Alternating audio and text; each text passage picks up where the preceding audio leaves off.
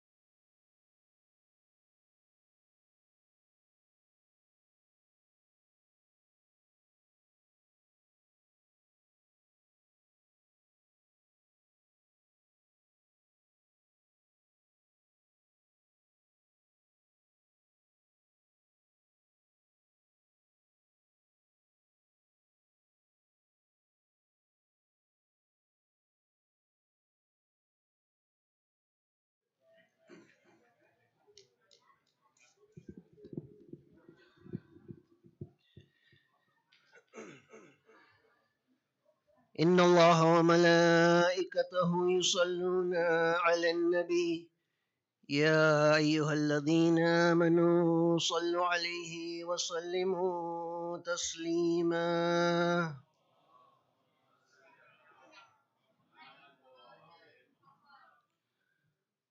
Mu'mineen, as we begin to do the amal of the 21st night of the holy month of Ramadan, may I humbly ask you to join me in reciting the dua for the safety of Imam al-Hujjah Ajjalallahu Ta'ala Farajahu Sharif.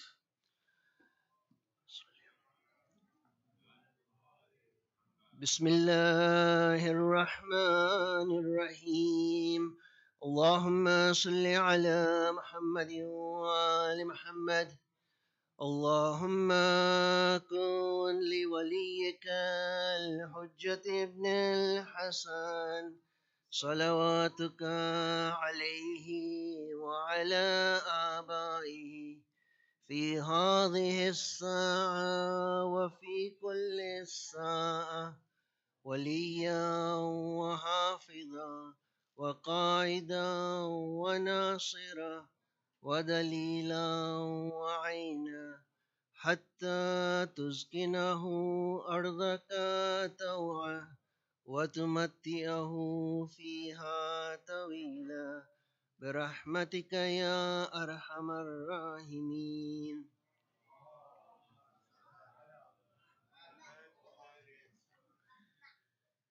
Inshallah, we'll begin the amal with the recitation of the munajat, which is the silent prayer of our first holy Imam Ali ibn Abi Talib alayhi salam.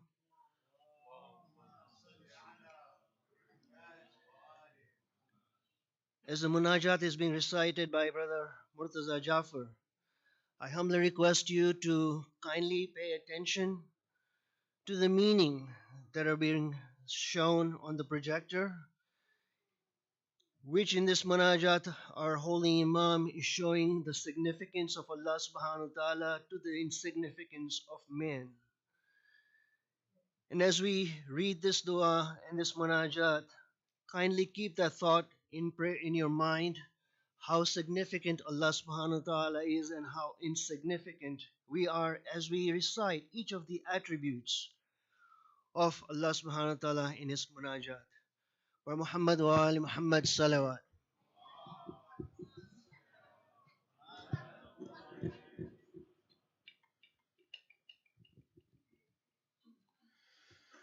مولاي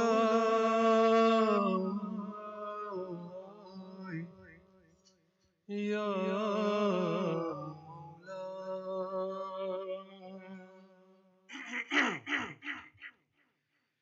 الحمد لله الذي جعلنا من المتمسكين بولاية أمير المؤمنين عليه السلام. اللهم صل على محمد وآل محمد.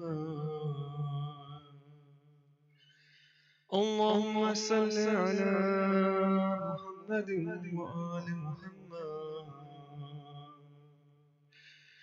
اللهم صل على محمد وآل محمد. بسم الله الرحمن الرحيم. اللهم إني أسألك الأمان يوم لا ينفع مال ولا بنون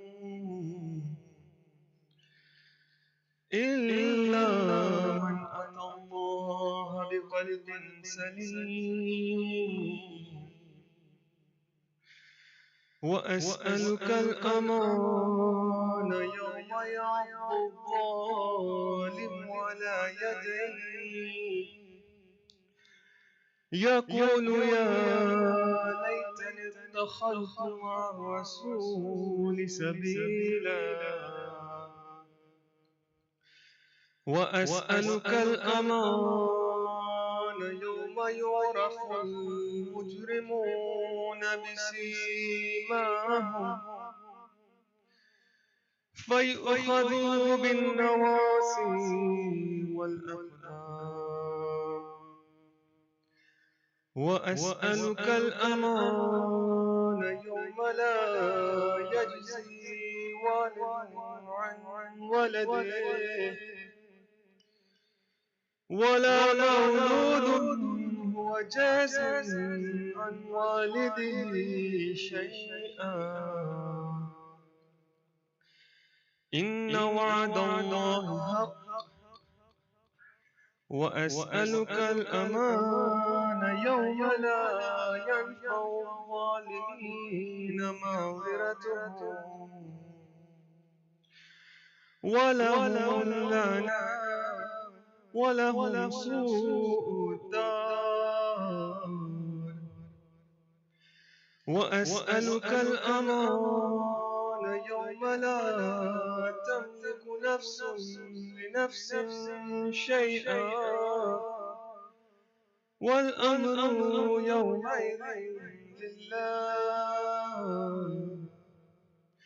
وأسألك الأمان يوم يفر المرء من أخيه وأمه وأبيه وصاحبته وبنيه لكل امرئ منهم يومئذ شأن يغنيه. وأسألك الأمان يوم يود المجرم لو يفتدي من عذاب يومئذ ببنيه وصاحبته وأخيه وفصيلته التي تؤويه ومن في الأرض جميعا ثم ينجي. كلا إنها لظى نزاعة للشوى مولاي يا مولاي أنت المولى وأنا العبد وهل يرحم العبد إلا المولى.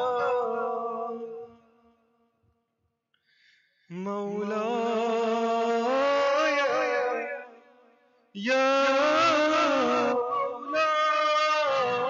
مولاي أنت المالك وأنا المملوك وهل يرحم المملوك إلا المالك. مولاي يا مولاي أنت العزيز وأنا الذليل وهل يرحم ذليلا إلا العزيز. مولاي يا مولاي أنت الخالق وأنا المخلوق وهل يرحم المخلوق إلا الخالق. مولاي يا مولاي أنت العظيم وأنا الحقير وهل يرحم الفقير إلا العظيم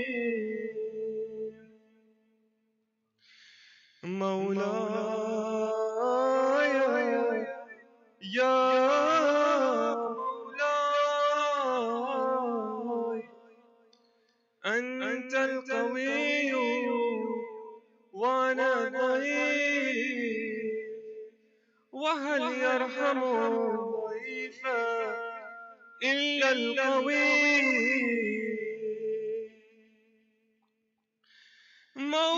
مولاي يا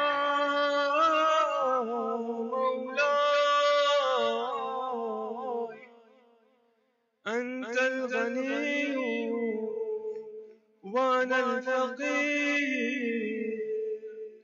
وهل يرحم الفقير إلا الغني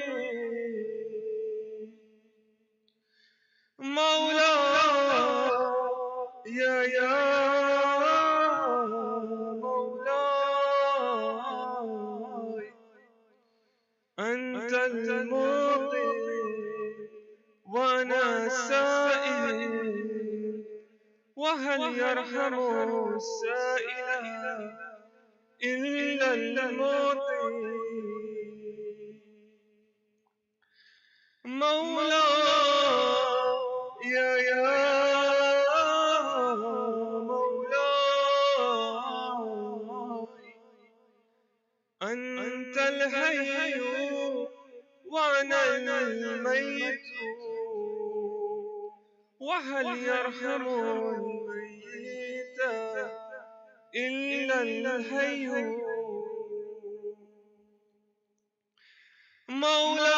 مولاي يا مولاي أنت الباقي وأنا الفاني وهل يرحم الفاني إلا الباقي مولاي يا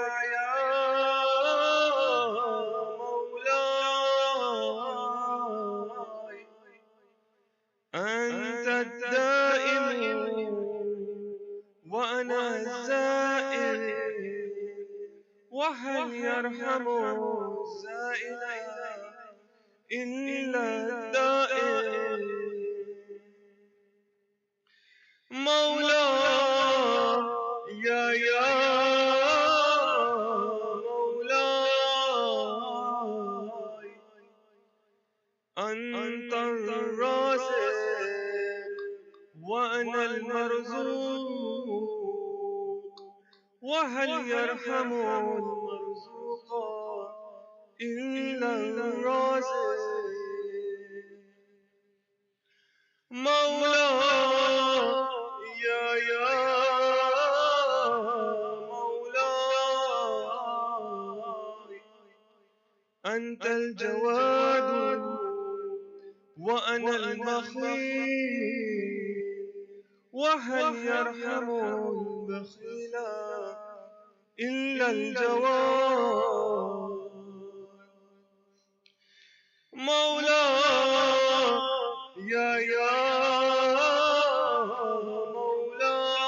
مولاي أنت المعطي أنت المعافي وأنا المبتلى وهل يرحم المبتلى إلا المعافي مولاي يا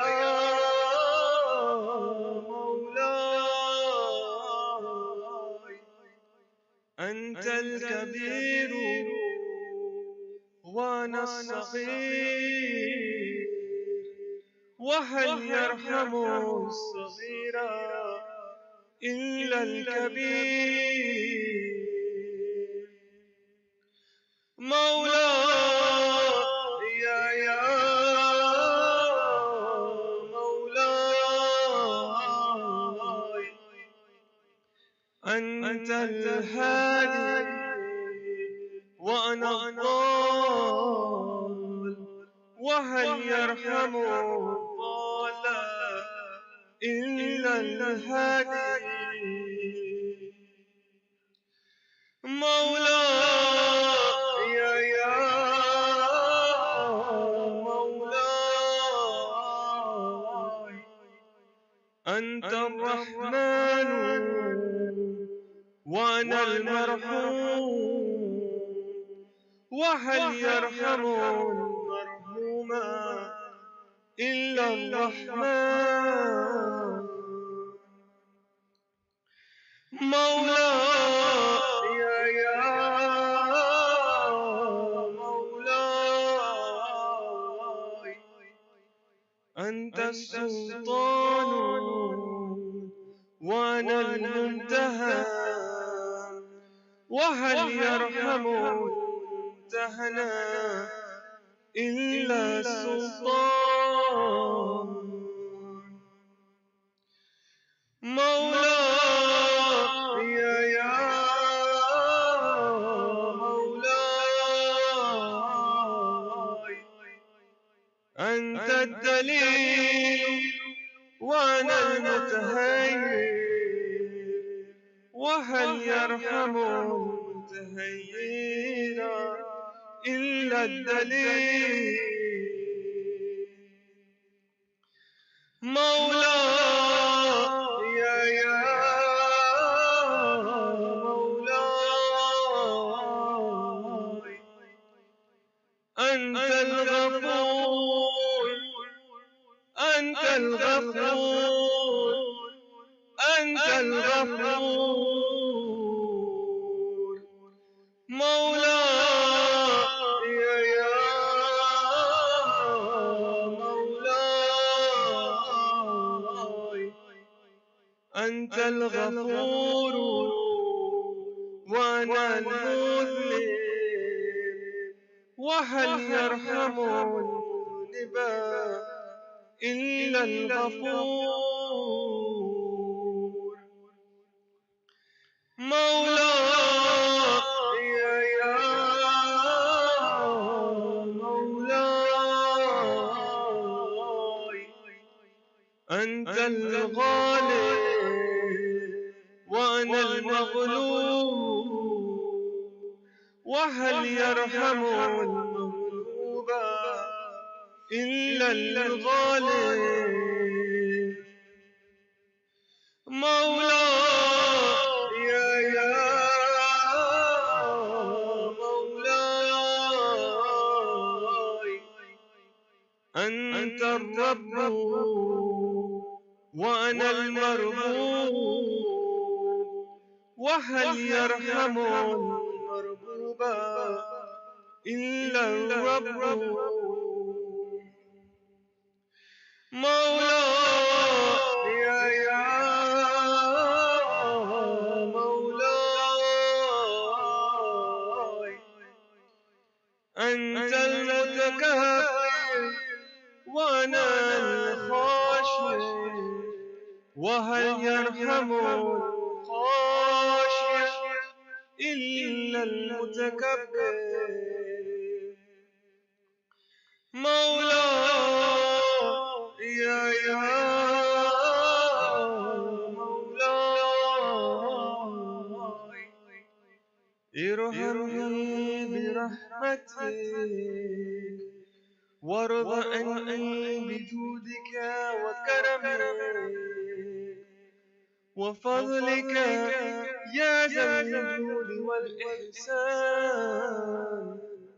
والتولي والامتنان، برحمتك يا أرحم الراحمين.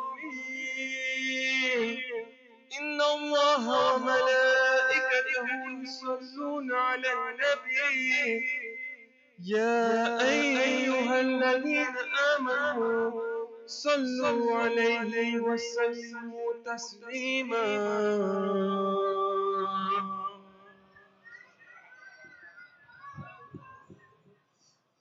الفاتحة.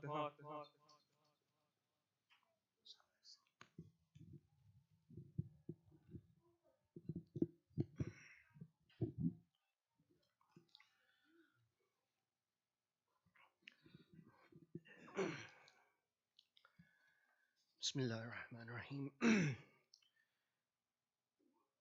We thank Allah subhanahu wa ta'ala for having given us the opportunity to do these amals once again this year.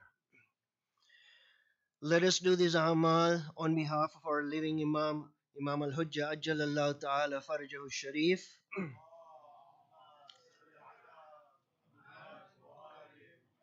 Inshallah, we pray for his zuhur soon.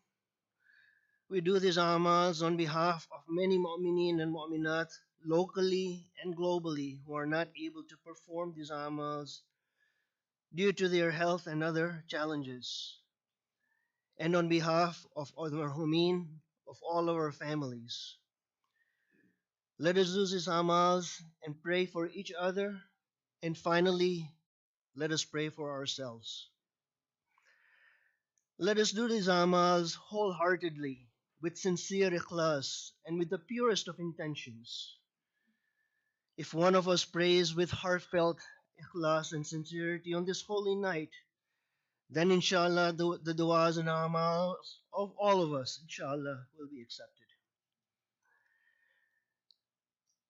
This night is indeed very sacred, and it is also a very sad night. It is night no less than the night of Ashur, for it is this very night that will be the last night of our first holy Imam on this earth before his blessed soul transcends to the Creator. Let us kindly keep that in perspective and try to minimize our menial chit chats this night, and let us try and recite Suratul Ikhlas or Salawat as much as possible and keep the thought of our Mawla in our minds. And finally, let us turn to Allah subhanahu wa ta'ala with our hearts humbled and our minds focused and pray to Him, Allah, sincerely, and by the blessings of Muhammad and Ali Muhammad, all our du'as, amals, and hajats will be accepted, insha'Allah ta'ala. The first amal that we will perform is a 2 rak'ah salat, in which we will recite Suratul Hamd once and Suratul Ikhlas 7 times. And the niyat for this salat is Amale Laylatul Qadr, Sunnat Qurbatan Ilallah. Inshallah, I will recite it a little bit loudly and you can follow along, but again, you have to recite all the qiraat on your own as this is a Sunnah salat. Again, the niyat will be Amale Laylatul Qadr, Sunnat Qurbatan Ilallah. The first, both rakats will recite Suratul Hamd once and Suratul Ikhlas 7 times.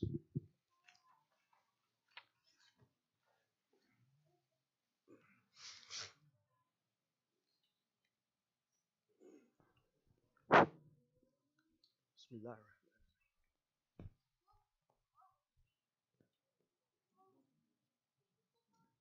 Allahu Akbar. Bismillahir Rahmanir Rahim. Alhamdulillahi Rabbil Alameen. الرحمن الرحيم مالك يوم الدين إياك نعبد وإياك نستعين اهدنا الصراط المستقيم صراط الذين أنعمت عليهم غير المغضوب عليهم ولا الضالين. بسم الله الرحمن الرحيم. قل هو الله أحد الله الصمد لم يلد ولم يولد ولم يكن له كفوا أحد. بسم الله الرحمن الرحيم. قل هو الله أحد الله الصمد لم يلد ولم يولد ولم يكن له كفوا أحد. بسم الله الرحمن الرحيم. قل هو الله أحد الله الصمد لم يلد ولم يولد ولم يكن له كفوا أحد. بسم الله الرحمن الرحيم. قل هو الله أحد الله الصمد لم يلد ولم يولد ولم يكن له كفوا أحد. بسم الله الرحمن الرحيم. قل هو الله أحد الله الصمد لم يلد ولم يولد ولم يكن له كفوا أحد. بسم الله الرحمن الرحيم. قل هو الله أحد الله الصمد لم يلد ولم يولد ولم يكن له كفوا أحد. بسم الله الرحمن الرحيم. قل هو الله أحد الله الصمد لم يلد ولم يولد ولم يكن له كفوا أحد. الله أكبر. سبحان ربي العظيم وبحمده. اللهم صل على محمد وآل محمد. سمع الله لمن حمده. الله أكبر. سبحان ربي الأعلى وبحمده. اللهم صل على محمد وآل محمد. الله أكبر. استغفر الله ربي وأتوب إليه. الله أكبر. سبحان ربي الأعلى وبحمده. اللهم صل على محمد وآل محمد. الله أكبر. بحول الله وقوته. قوموا واركعوا. بسم الله الرحمن الرحيم. الحمد لله رب العالمين الرحمن الرحيم مالك يوم الدين إياك نعبد وإياك نستعين اهدنا الصراط المستقيم صراط الذين أنعمت عليهم غير المغضوب عليهم ولا الضالين. بسم الله الرحمن الرحيم. قل هو الله أحد الله الصمد لم يلد ولم يولد ولم يكن له كفوا أحد. بسم الله الرحمن الرحيم. قل هو الله أحد الله الصمد لم يلد ولم يولد ولم يكن له كفوا أحد. بسم الله الرحمن الرحيم. قل هو الله أحد الله الصمد لم يلد ولم يولد ولم يكن له كفوا أحد. بسم الله الرحمن الرحيم. قل هو الله أحد الله الصمد لم يلد ولم يولد ولم يكن له كفوا أحد. بسم الله الرحمن الرحيم. قل هو الله أحد الله الصمد لم يلد ولم يولد ولم يكن له كفوا أحد. بسم الله الرحمن الرحيم. قل هو الله أحد الله الصمد لم يلد ولم يولد ولم يكن له كفوا أحد. بسم الله الرحمن الرحيم. قل هو الله أحد الله الصمد لم يلد ولم يولد ولم يكن له كفوا أحد. الله أكبر. اللهم صل على محمد وآل محمد. ربنا آتنا في الدنيا حسنة وفي الآخرة حسنة وقنا عذاب النار. اللهم صل على محمد وآل محمد. الله أكبر. سبحان ربي العظيم وبحمده. اللهم صل على محمد وآل محمد. سمع الله لمن حمده. الله أكبر. سبحان ربي الأعلى وبحمده. اللهم صل على محمد وآل محمد.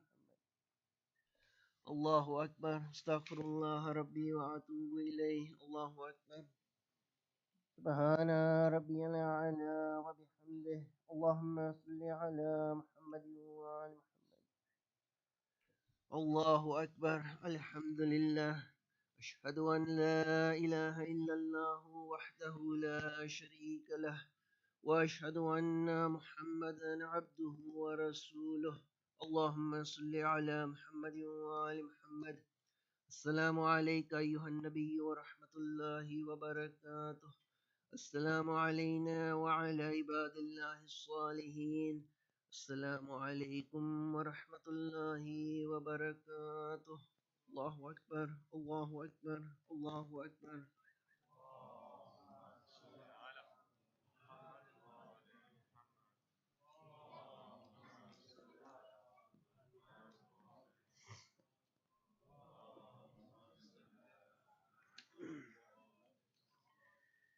Inshallah, we will continue with the amals with the recitation of the tasbih of Astaghfirullah wa atubu ilayhi, which will be recited 7 times and will be led by my young brother Musa Sadiq.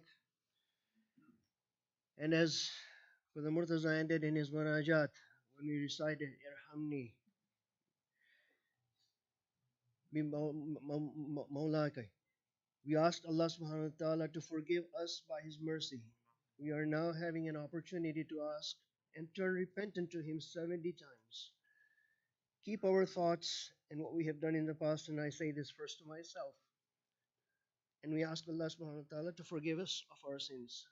70 times, Astaghfirullah wa atubu ilayh.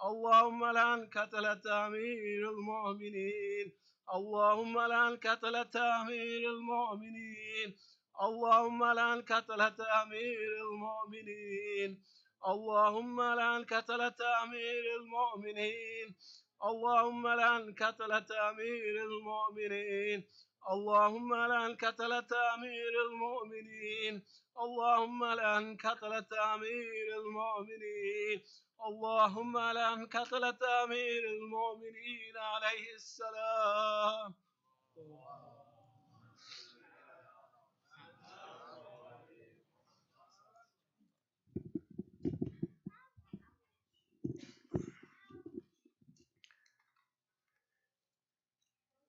Inshallah, we'll continue the amal with the recitation of a short dua. أعوذ بالله من الشيطان اللعين الرجيم بسم الله الرحمن الرحيم اللهم صل على محمد وآل محمد اللهم اجعل فيما تقضي وتقدر من الأمر المحتوم وفيما تفرق من الأمر الحكيم في ليلة القدر وفي القضاء الذي لا يرد ولا يبدل أن تكتبني من حجاج بيتك الحرام المبرور حجهم المشكور سعيهم المغفور ذنوبهم والمكفر عنهم سيئاتهم واجعل فيما تقضي وتقدر أن تطيل عمري وتوسع علي في رزقي وتفعل بي يا الله. Beseech your hajat.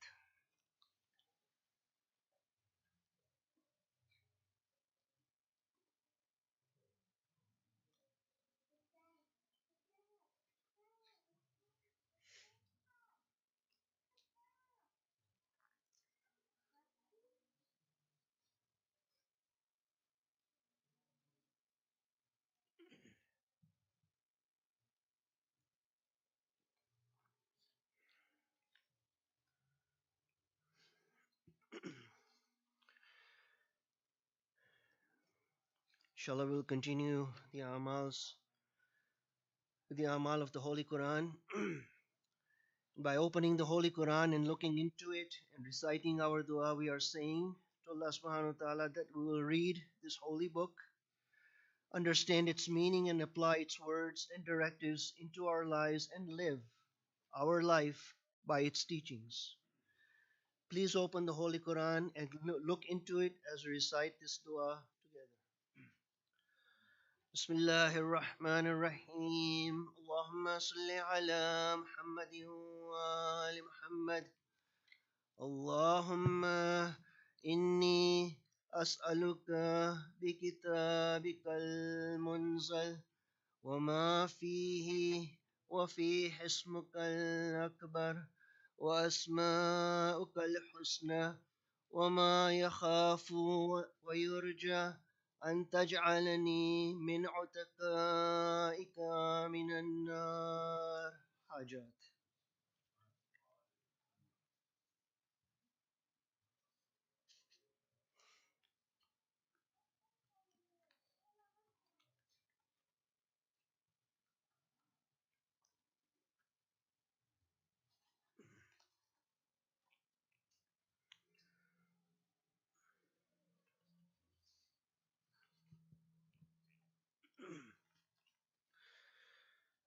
We are now going to do the amals by placing the Holy Quran on our head and to do tawassul to Allah subhanahu wa ta'ala by the best of His books and the best of the creation.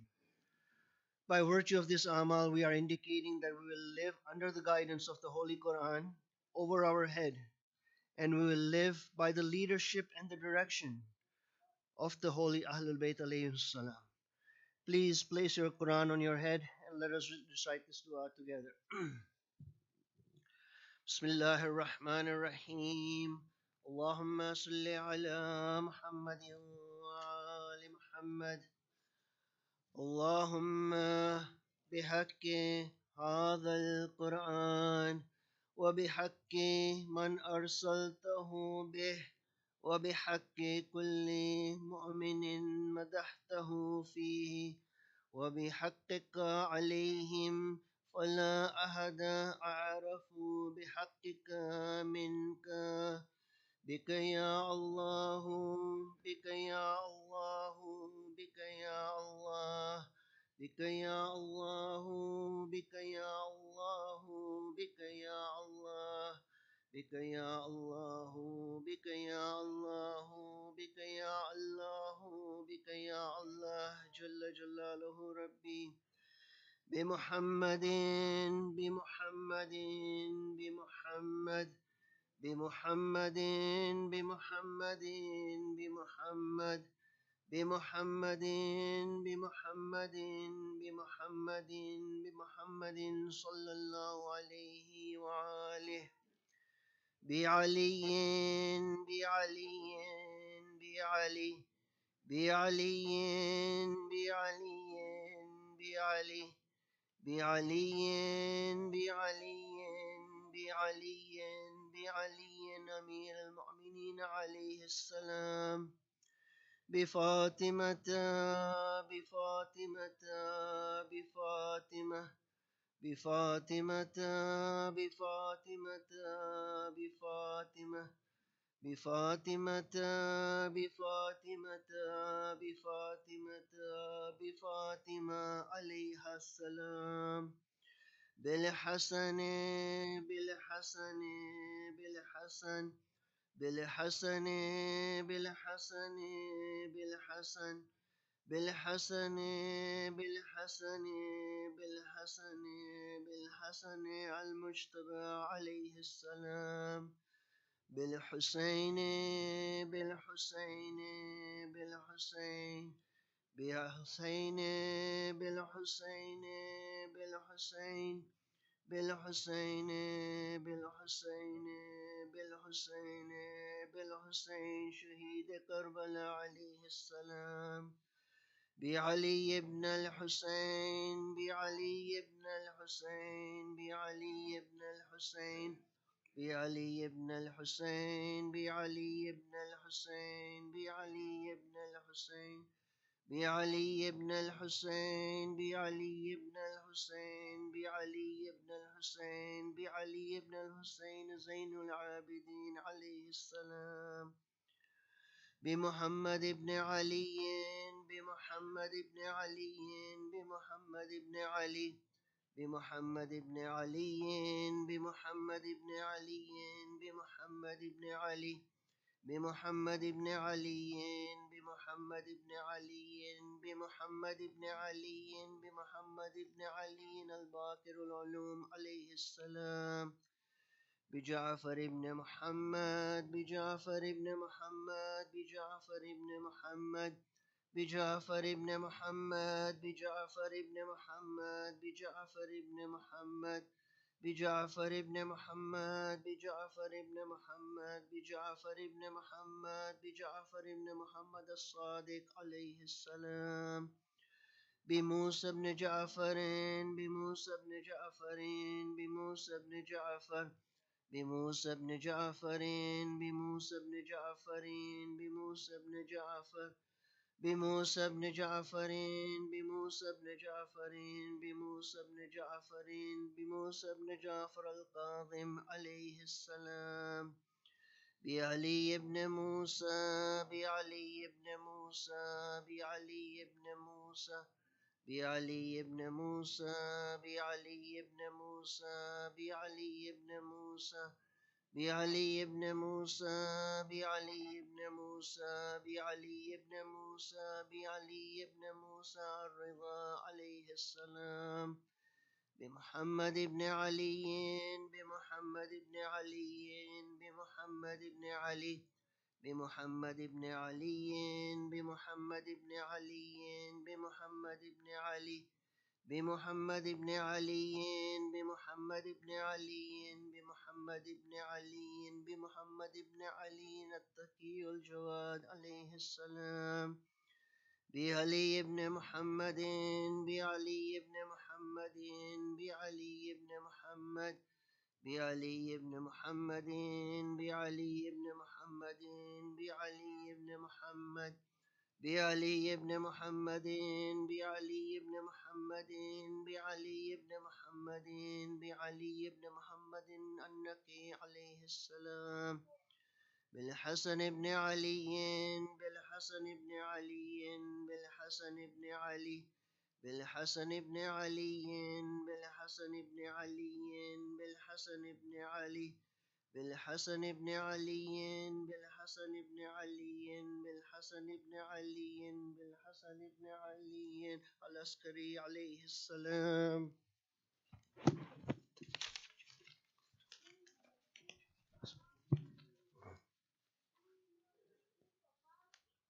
يا صاحب الزمان, O my master, أعظم الله لك الأجر بمصابي جدك أمير المؤمنين عليه السلام. O my master, I know you are crying on this night for your beloved grandfather Amir al-Mu'mineen. And here we are, your believers, joining you in the azah. Our master, please pray to Allah subhanahu wa ta'ala. Please pray to him to make us amongst you, your followers, to grant us your shafa, to fulfill our hajat, and through your blessings, and to bless all the mu'mineen and mu'minat throughout the world with a sense of security and peace. Let us call our Imam 10 times with the loudest of our voices. بالحجة بالحجة بالحجة بالحجة بالحجة بالحجة بالحجة بالحجة بالحجة بالحجة القائم عليه السلام. حاجات.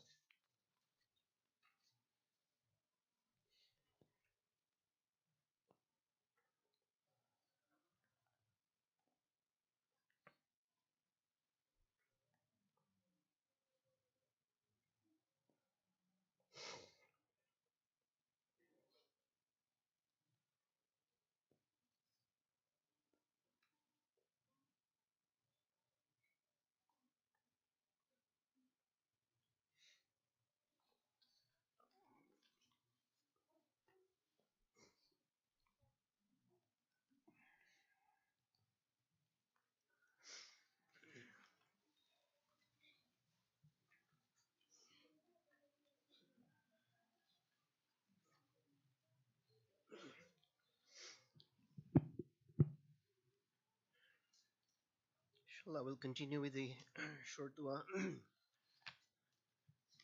بسم الله الرحمن الرحيم اللهم صل على محمد وآل محمد اللهم إني أمسيت لك عبدا داخرة لا أملك له لنفسي نفعا ولا ضرة ولا أصرف عنها سوءا أشهد بذلك على نفسي وأعترف لك بضعف قوتي وقلة حيلتي فصل على محمد وآل محمد وأنجز لي ما وعدتني وجميع المؤمنين والمؤمنات من المغفرة في هذه الليلة وأتمم علي ما آتيتني فإني عبدك المسكين المستكين الضعيف الفقير المهين. اللهم لا تجعلني ناسيا اللهم لا تجعلني ناسيا لذكرك فيما أوليتني ولا لإحسانك فيما آتيتني ولا عائسا من إجابتك وإن أبتعت عني في سراء أو ضراء أو شدة أو رخاء أو عافية أو بلاء أو بؤس أو نعماء إنك سميع الدعاء.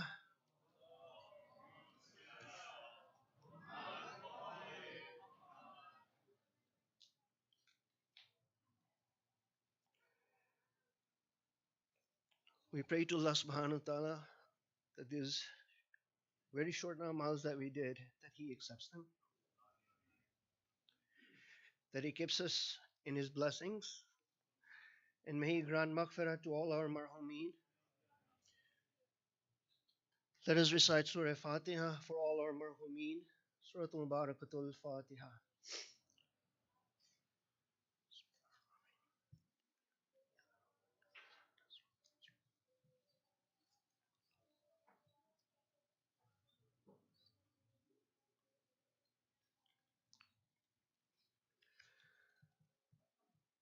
There's a short dua of our living Imam alayhi salam. Bismillah ar-Rahman ar-Rahim. Allahumma salli ala Muhammadin wa ali Muhammad. اللهم ارزقنا توفيق الطاعة وبعد المعصية وصدق النية وعرفان الحرمة وأكرمنا بالهدى والاستقامة وسدد ألسنتنا بالصواب والحكمة واملأ قلوبنا بالعلم والمعرفة وطهر بطوننا من الحرام والشبهة واكفف أيدينا عن الظلم والسرقة واغضض أبصارنا عن الفجور والخيانة واسدد أسماعنا عن اللغو والغيبة وتفضل على علمائنا بالزهد والنصيحة وعلى المتعلمين بالجهد والرغبة وعلى المستمعين بالاتباع والموعظة وعلى مرضى المسلمين بالشفاء والراحة وعلى موتاهم بالرأفة والرحمة وعلى مشايخنا بالوقار والسكينة وعلى الشباب بالأنابة والتوبة وعلى النساء بالحياء والعفة وعلى الأغنياء والتواضع والسعة وعلى الفقراء بالصبر والقناعة وعلى الغزاة بالنصر والغلبة وعلى الأسراء بالخلاص والراحة وعلى الأمراء بالعدل والشفقة وعلى الرية بالإنصاف وحسن السيرة وبارك للحجاج والزوار في الزاد والنفقة واقض ما أوجبت عليهم من الحج والعمرة بفضلك ورحمتك يا أرحم الراحمين.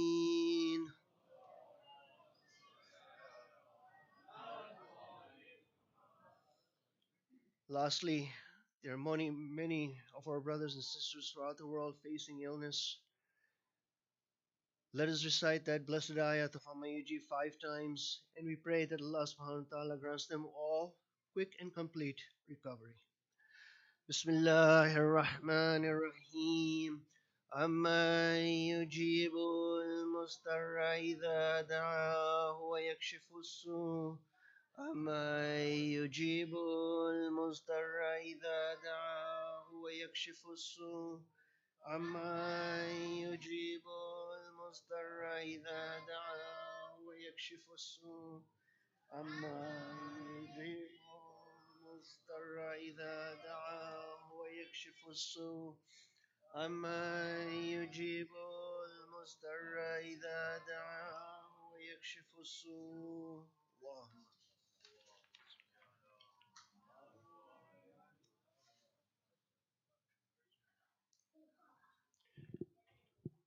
Shortly we'll be reciting Ziyarat al-Waritha. Please rise for Ziyarat inshallah.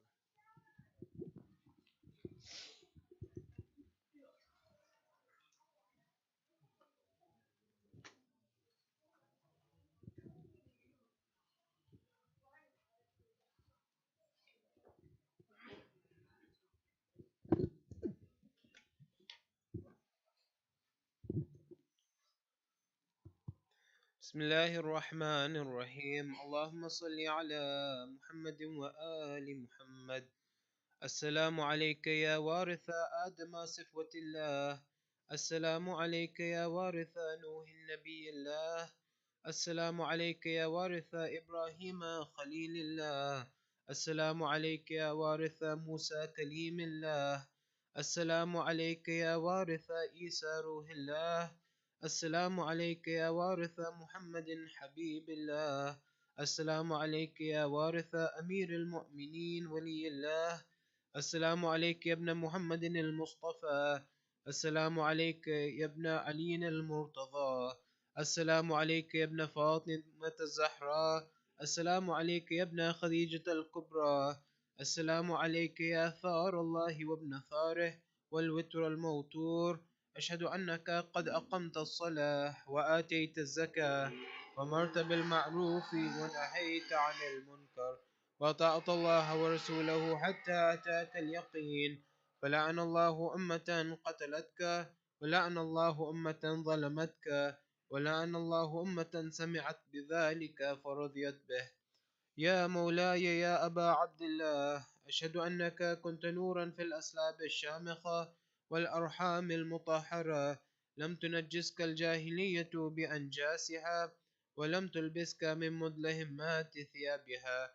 أشهد أنك من دعائم الدين وأركان المؤمنين، وأشهد أنك الإمام البر التقي الرضي الزكي الحادي المهدي، وأشهد أن الأئمة من ولدك كلمة التقوى وأعلام الحدى والأروة الوثقى والحجة على أهل الدنيا.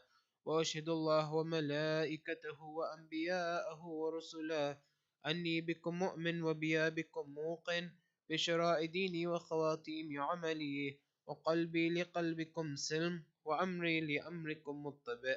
صلوات الله عليكم وعلى أرواحكم وعلى أجسادكم وعلى أجسامكم وعلى شاهدكم وعلى غائبكم وعلى ظاهركم وعلى باطنكم. السلام عليك يا ابن رسول الله. السلام عليك يا ابن نبي الله. السلام عليك يا ابن أمير المؤمنين. السلام عليك يا ابن الحسين الشهيد. السلام عليك أيها الشهيد. السلام عليك أيها المظلوم وابن المظلوم. لعن الله أمة قتلتك، ولعن الله أمة ظلمتك، ولعن الله أمة سمعت بذلك فرضيت به. السلام عليكم يا أولياء الله وأحباءه. السلام عليكم يا أصفياء الله وأوداءه. السلام عليكم يا أنصار دين الله. السلام عليكم يا أنصار رسول الله. السلام عليكم يا أنصار أمير المؤمنين. السلام عليكم يا أنصار فاطمة سيدة النساء العالمين. السلام عليكم يا أنصار أبي محمد الحسن بن علي الولي الزكي الناصح. السلام عليكم يا أنصار أبي عبد الله. بأبي أنتم وأمي تبتم وطابت الأرض التي فيها دفنتم وفزتم فوزا عظيما، فيا ليتني كنت معكم فأفوز معكم. السلام عليك يا أبا الفضل العباس بن أمير المؤمنين. السلام عليك يا ابن سيد الوصيين. السلام عليك يا ابن أول القوم إسلاما وأقطمهم إيمانا وأقومهم بدين الله وأحوتهم على الإسلام. أشهد لقد نصحت لله ولرسوله ولأخيك فنعم الأخ المواسي.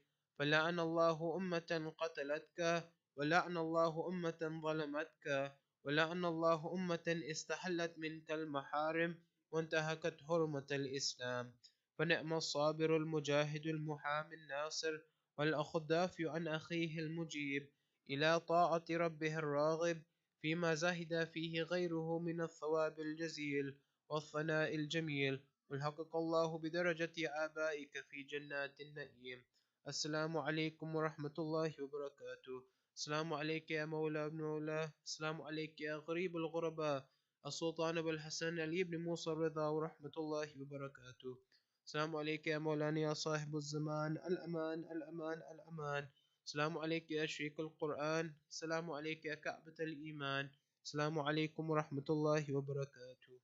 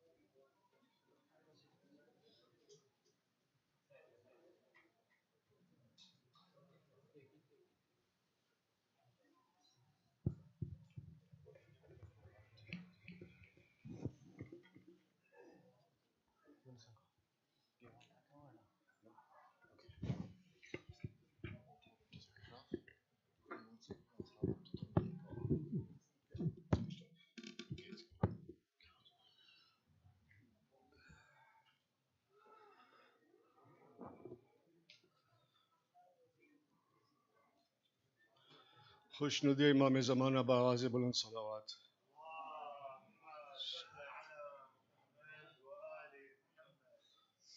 रोते हुए हर बंदे अल्लाह को देखा, शब्बीर मिले शेरे जी जहां को देखा, sir खोले इधर मेहर उधर माह को देखा, खम हो के सरे पाके यदुल्लाह को देखा, करते ही नजर जख्मे जबीने शहीदी पर, दिल थाम के दो मारा अम्मा को जमी पर, बालाए जमी गिर के पुकारा के दुहाई, मेहमान है दीदार को आका जलाई, कौनेन आएगा अब आह पहे उदका कुशाई, शमशीरे बेजर्द यदुल्लाह ने खाई, अल्लाह का गम न बचेगा न बचेगा, आकाए दो आलम तो बचेगा न बचेगा, नौमान को ज़ैनब ने पसे पर्दा बुलाया, रोती गई किस दर्द से उसको ये सुनाया, कुछ ज़ख्मे पिदर देख के तूने न बताया, क्या वजह के तू देख तेही ताब न लाया, अब गुलशने हस्ती से गुजर जाएंगे बाबा, नौमान इसी जख्म से मर जाएंगी बाबा। अरवाह المؤمنين والمؤمنات صواب الفاتحة على الخصوص محمد دارسي محمد فاضل جعفر الفاتحة.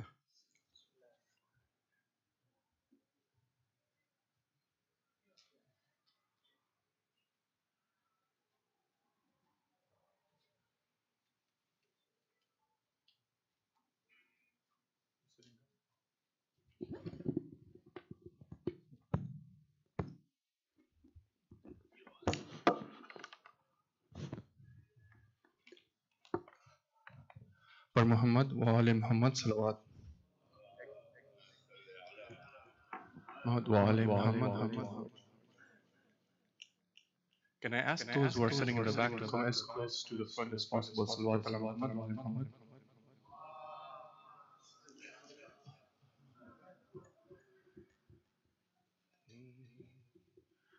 निकला जनाजा कोई अल्लाह के घर से,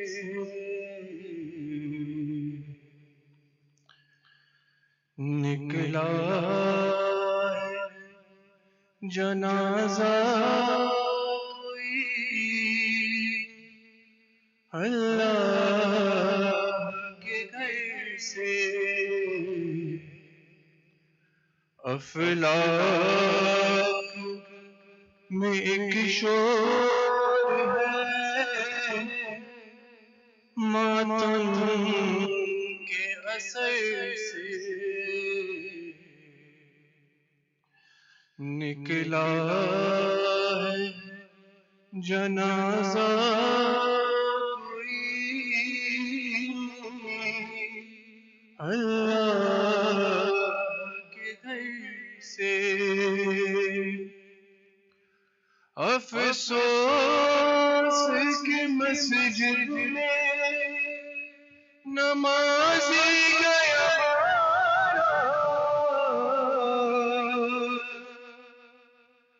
अफसोस के मस्जिद में नमाजी गया मारा, कुछ कम नहीं ये हश्र कयामत का सर है। शबीर को याद आ गई खुद अपनी सकीना,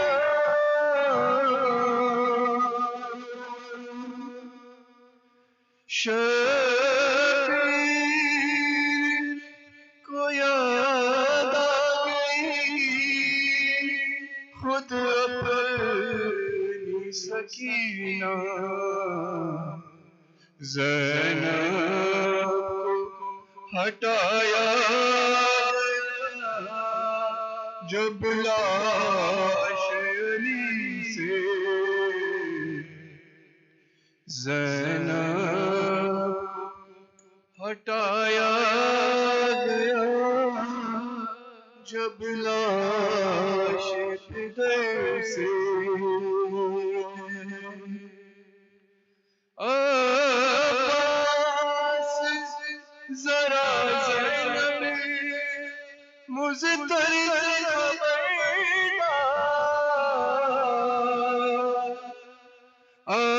अब्बास जरा ज़ैनब मुज़तर से खबरदार, फरियाद में हट जाए ना चादर सर से, फरियाद में हट जाए ना चादर कहीं सर से। याद आ गया ज़ैनब को वो पहलू शिकस्ता,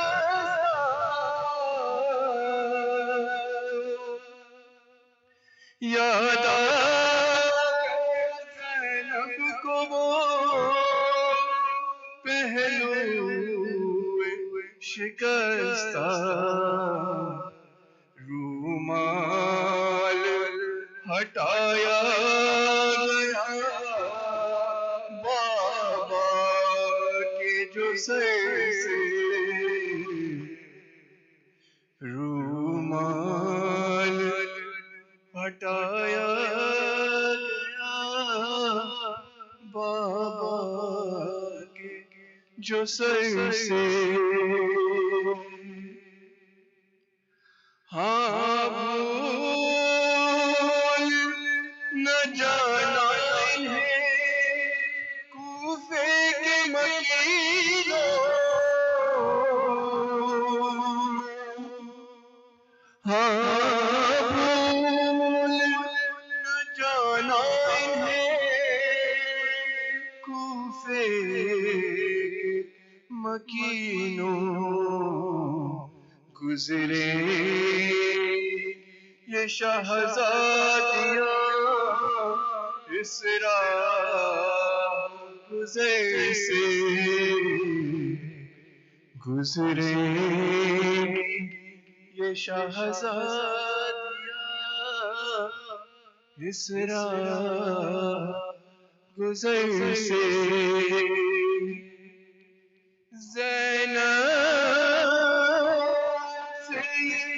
कह दो कि वो दिल खोल के रोए, ज़ैनब ये कह दो कि वो दिल खोल के रोए। शबीर हम शीर है रोने को न तरसे, शबीर हमशीर है रोने को न तरसे शबीर को याद आ गई खुद अपनी सकीना शबीर को याद आ गई खुद अपनी सकीना ज़ैनब को हटाया गया जब लाश अली से ज़ैनब को हटाया गया जब लाश बदल से निकला जनाजा कोई अल्लाह के घर से अफलाक में किशोर है मातम के असर से सल्लल्लाहु अलैहि मोहम्मद व आले मोहम्मद सूरत मुबारक al-Fatiha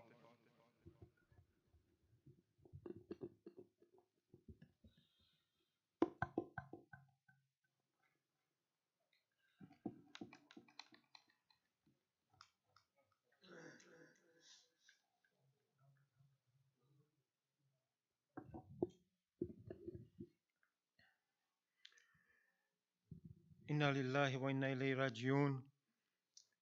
There has been two recent Shia mosque bombings again in Afghanistan. One on Thursday at the city of Mazar-e-Sharif, which killed at least 31 worshippers and injured 80. And again today, during the Jummah prayers, there was another bomb in the Shia mosque in the city of Kunduz, where it is reported at least 43 people, including children, were killed and scores of others injured. These attacks are taking in a majority Shia Hazara community in Afghanistan. Let us all pray for all those innocent lives that have been taken unjustly, and let us also pray that Allah gives patience and sabr to the parents and family whose loved one has passed away in these bombings. And also let's pray to Allah to relieve this earth of all the oppression by the hastening of our 12th Imam Sahib Zaman alayhi salam. Let us all please recite Surah Fatiha for all these beloved innocent souls that passed away during these three unjust bombings. Surah Mubarakatul Fatiha.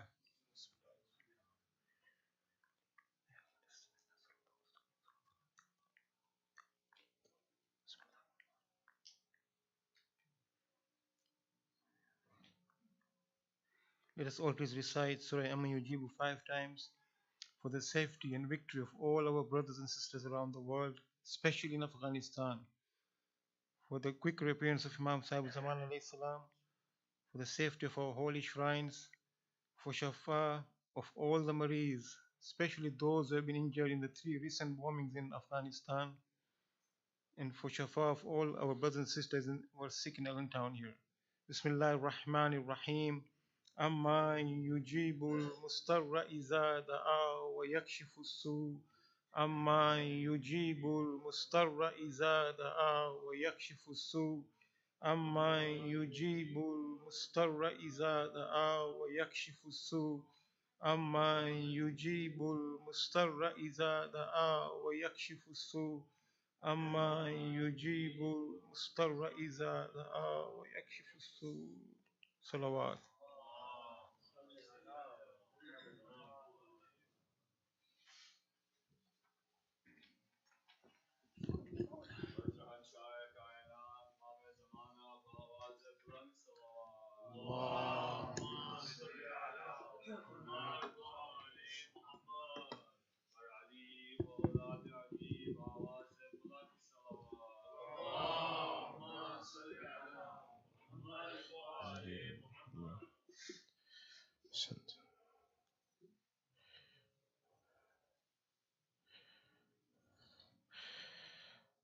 رحم الله من قرأ سورة المباركة الفاتحة. بسم الله.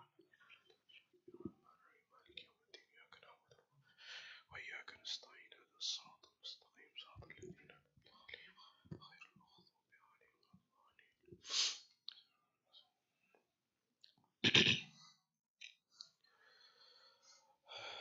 أعوذ بالله من الشيطان اللعين الرجيم. بسم الله الرحمن الرحيم. فوضوا أمري إلى الله إن الله بصير بالعباد ولا حول ولا قوة إلا بالله العلي العظيم. حسبنا الله ونعم الوكيل ونعم المولى ونعم النصير. والصلاة والسلام والتحية والإكرام على الرسول المسدد المصطفى الأمجد المحمود الأحمد الذي سمي في السماء بأحمد وفي الأرض بأبي القاسم محمد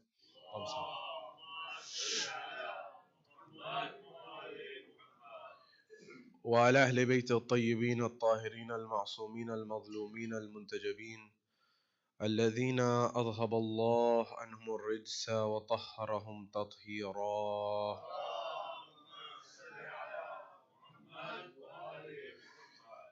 وقل رب اشرح لي صدري ويسر لي أمري وأحلل عقدة من لساني يفقه قولي. أما بعد، قال الله تبارك وتعالى في كتاب الكريم: بسم الله الرحمن الرحيم. إنما وليكم الله ورسول والذين آمنوا والذين يقيمون الصلاة ويؤتون الزكاة وهم راكعون. صدق الله العلي العظيم. زينوا مجالسكم بالصلوات على محمد وآل محمد.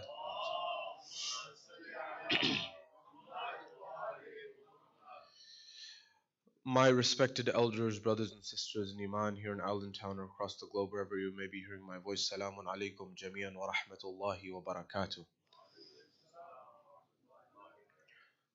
Question: who is Ali?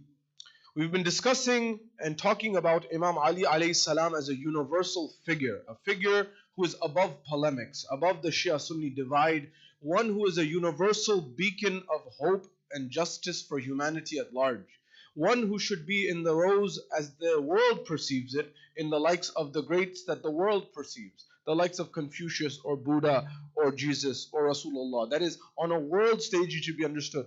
Not that the value of Ali is determined by whether the world accepts him or not. Ali is someone who's above that. That is, Ali never wanted Khilafah. For Ali it was never to have a seat. For Ali it was never to be known. It was never to be recognized.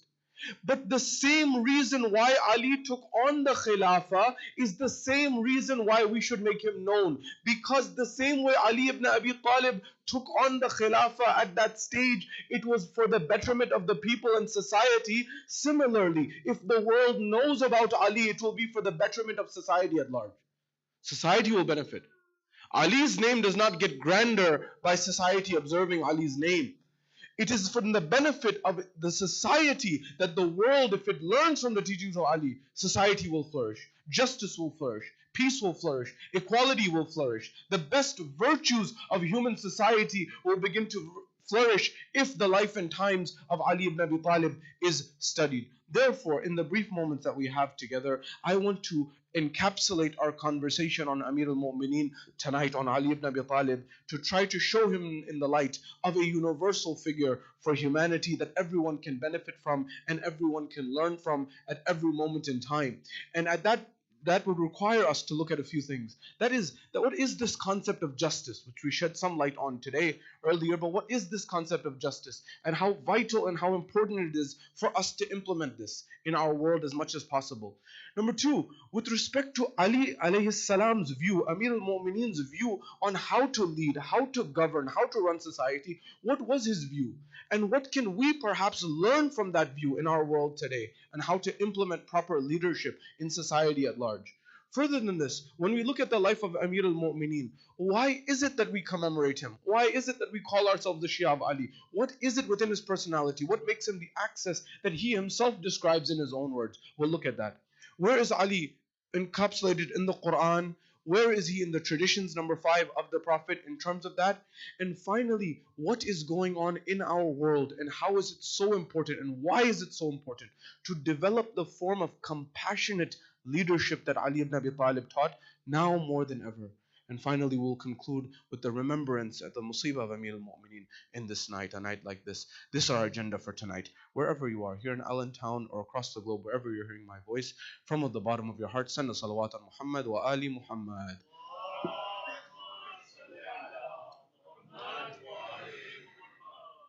At the first level, when we look at the concept of justice, if you stand and you find, is there one universal principle that Ali ibn Abi Talib stood for above perhaps anything else, that would one may be arguing that is, he stood for the establishment of justice in society. You will find, for example, the people who built the United States, many of them, for example, they had some commonalities, the founding fathers. For example, if you look at the commonalities, what historians say was, one commonality amongst them was they were all entrepreneurs, predominantly. They were all business owners, number one. And another theme that you found amongst them, you would find there was an emphasis on lawyers. There were people who had studied law. Because the system of the United States is based on law. This is why Thomas Jefferson first purchased the Quran, according to historians. He purchased it at first as a law student. And eventually he purchased it again as the relations grew, for example, with Tunisia and other countries that accepted America in the early days. So there was an element of law. Law's main focus is justice. When we come to the world, and not to repeat for those who are in the Jummah khutbah, but to lay the foundation of what we're trying to talk about, when you go to the ancient philosophers, you will find the likes of Socrates, Plato, and Aristotle. Socrates, Aflatun, and Arastu. Now, as you know, Socrates did not write himself. I'm coming from a universal perspective because this is where we're trying to look at Ali from. When you come to Socrates, he didn't write himself. His student Plato, Aflatun, wrote. When he wrote the Republic, which is considered the first works, or one of the first works in political philosophy. He had numerous books that formed this entire work. It was volumes. The first 5 books he focuses on establishing the definition of justice. What is justice in society? He emphasizes this. Remember, when we come to this khutbah of Bibi Fatima al-Zahra in the Darbar, she also emphasized justice as well. Throughout every third line, perhaps, in Nahjul Balagha is emphasis on justice. The Quran, this whole thesis is try to establish social justice in society. First at the individual level between me and God, and then at the level of humanity, that is the hukuk al-nas, between me and people. Justice is what's seeking to be established. Because once justice is established, then the rest takes care of itself, so to speak. Things fall into place, and then you can lead. That's why the traditions say that a place, a country, a nation, a government that is founded and established on justice, although it may be a non-Muslim government, can survive. But one that even though it's a Muslim government, but it's not based on justice, will not survive.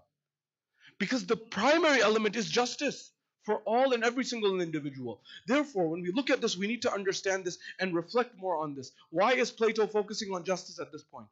We mentioned the Bible as well. The Bible has this emphasis on righteousness. The Hebrew word zadaqah, which is similar to the Arabic word sadaqah, righteousness, to do the right thing, to not do the injustice that may be in society. That God gave Abraham, and Ibrahim came forward and he established justice and delivered the Israelites. That is, his progeny became the Israelites who were downtrodden. And when they were downtrodden, then God delivered them. When God delivered them, eventually they themselves became oppressors. This is what the Bible says. That one should always seek to establish justice at every moment in time. This Ali sought to establish justice. We mentioned the other night that Ali was he was someone who was so adamant about justice that it left him without any friends. We left off on this conversation the other night. We said there was a few things. There were animosities that were there. There are animosities, for example, in the battle. He killed many of the oppositions because, as you know, not everyone became Muslim right away. It was after the conquest of Mecca that many people became Muslim. So when Badr and Uhud is happening in the early phases of Islam, the second and third year of Hijrah, eventually years later, a few years later, then the conquest of Mecca happens and Abu Sufyan and others become Muslim. And when they become Muslim, they still held the grudges against Ali for killing their ancestors and their family members, number one. Number two, the adherence to justice. You know, it's very difficult. When you adhere to justice, you become very lonely. You become without friends. You become without relations. I may ask you, you may say, how is this possible? I'll give you a modern example for our world. MashaAllah, we have Fatiha in our community. You're not going to like this. I'm telling you this before. But I'm giving you an example of justice. It will only establish it further. We have Fatiha. May Allah bless those. The Fatiha is the most delicious thing. You eat it with your tea or whatnot. It's often fried, not always, and often sugary, and it's delicious. Now, but if you eat enough Fatiha, then people will have to recite a Fatiha for you. That is, the idea is that it will take you to the grave. We know this scientifically. Perhaps the people who started this tradition, at that time they didn't know. And some of these things continue on. I'll give you an example. When India was established, when the Mughals came to India, what historians say is, now whether this is reality or not, this is what historians come forward and say. When the historians say, they say the Mughals established their empire. When they took over India, they established their capital in Delhi. You've heard of Delhi, I'm sure. When they established it in Delhi, they asked all their wazirs. The wazir said, good idea. But what happened is that the main chief physician who was there, the main tabib, the main hakim, the main doctor of the republic, of the whole government, said, you asked everyone that we should set up our capital in Delhi or not, but you didn't ask me. He said, why? What's the issue? He said, the water here is not potable. You cannot drink this water. It's not drinkable water. People are going to die. So he said, what do we do? He said, well, there's only one solution that I can think of. He said, we've already set up the camp. This is it. We're not moving. This is it. He said, look, here's the situation. You're going to have to do a couple of things. In order for people to survive, you're going to have to add a lot of fats to the food that is eaten here. He said, but this is going to cause other problems. And to solve those other problems, you're going to have to add a whole bunch of spices to the food. And till this day, this has persisted. This is the 1600s. This is 400 years ago. This was their understanding of the world at that time. But for it to persist, by the way, I love spicy food and I love delicious food. I'm not against this. What I'm telling you is modern medicine has moved forward. And we now know certain things. Yes, to maybe take a small nibble of, for example, Fatiha, it's a blessing in it, no doubt. I am someone who believes in this adamantly. But eventually, the idea of speaking the truth is why I gave this example. You may not like it. Oftentimes, this is a very small example of what Ali ibn Abi Talib was dealing with. He was dealing with things that were much worse, that people knew that this is in their best interest and society's best interest. But they knew that individually, it may be problematic. So they didn't want to accept it. They didn't want to accept it. And that's the reality of the matter. Sometimes we know what's true. Sometimes we know what's right. But we're still not willing to accept it. And this is what was this challenge that Ali ibn Abi Talib was facing in that environment, in that time. I remind you, at the next level, when we come to Ali, the justice of Ali, never forget this. What did this individual, George Yordak, the Christian Lebanese writer, when he wrote The Voice of Human Justice, what was he enamored by? He was enamored by several things, but one example. He says that Ali, it's documented, accepted by all Muslims and the world at large, that Ali ibn Abi Talib is ruling over the Islamic empire, over 50 nations of the modern world. And he notices that there is a man who's a non-Muslim, he's a Christian. At that point in time, and this narration has also been used, the Jew, whatever he was, Ahlul Kitab. This narration I'm telling you, he says he was Christian. At that point, he saw his armor. Imam Ali saw his armor on this Christian man. He said, oh man, this is my armor. I've been seeking out. Where did you get this? He says, take me to court. He said, if that's the case. Amir al-Mu'min said, very well, let's go to court then.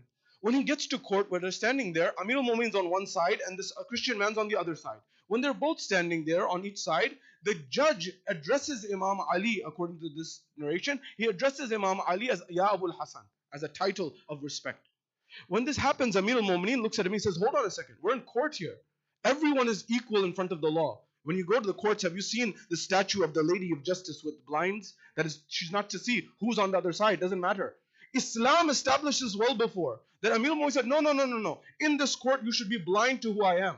I'm one person who's a plaintiff, there's a defendant on the other side, that's it. You're not to call me Abul Hassan as a title. You call me by my name the same way you call him by that name. This Christian man's watching this whole thing. You see, there is theoretical Islam and there's applied Islam. There's an Islam that is in the books and there's an Islam in amal, in action. That's a living, walking, talking Islam. He's observing this whole scenario. At that point in time, the judge says very well, yeah, Amir al-Mu'minin, you're bringing in the case against this person.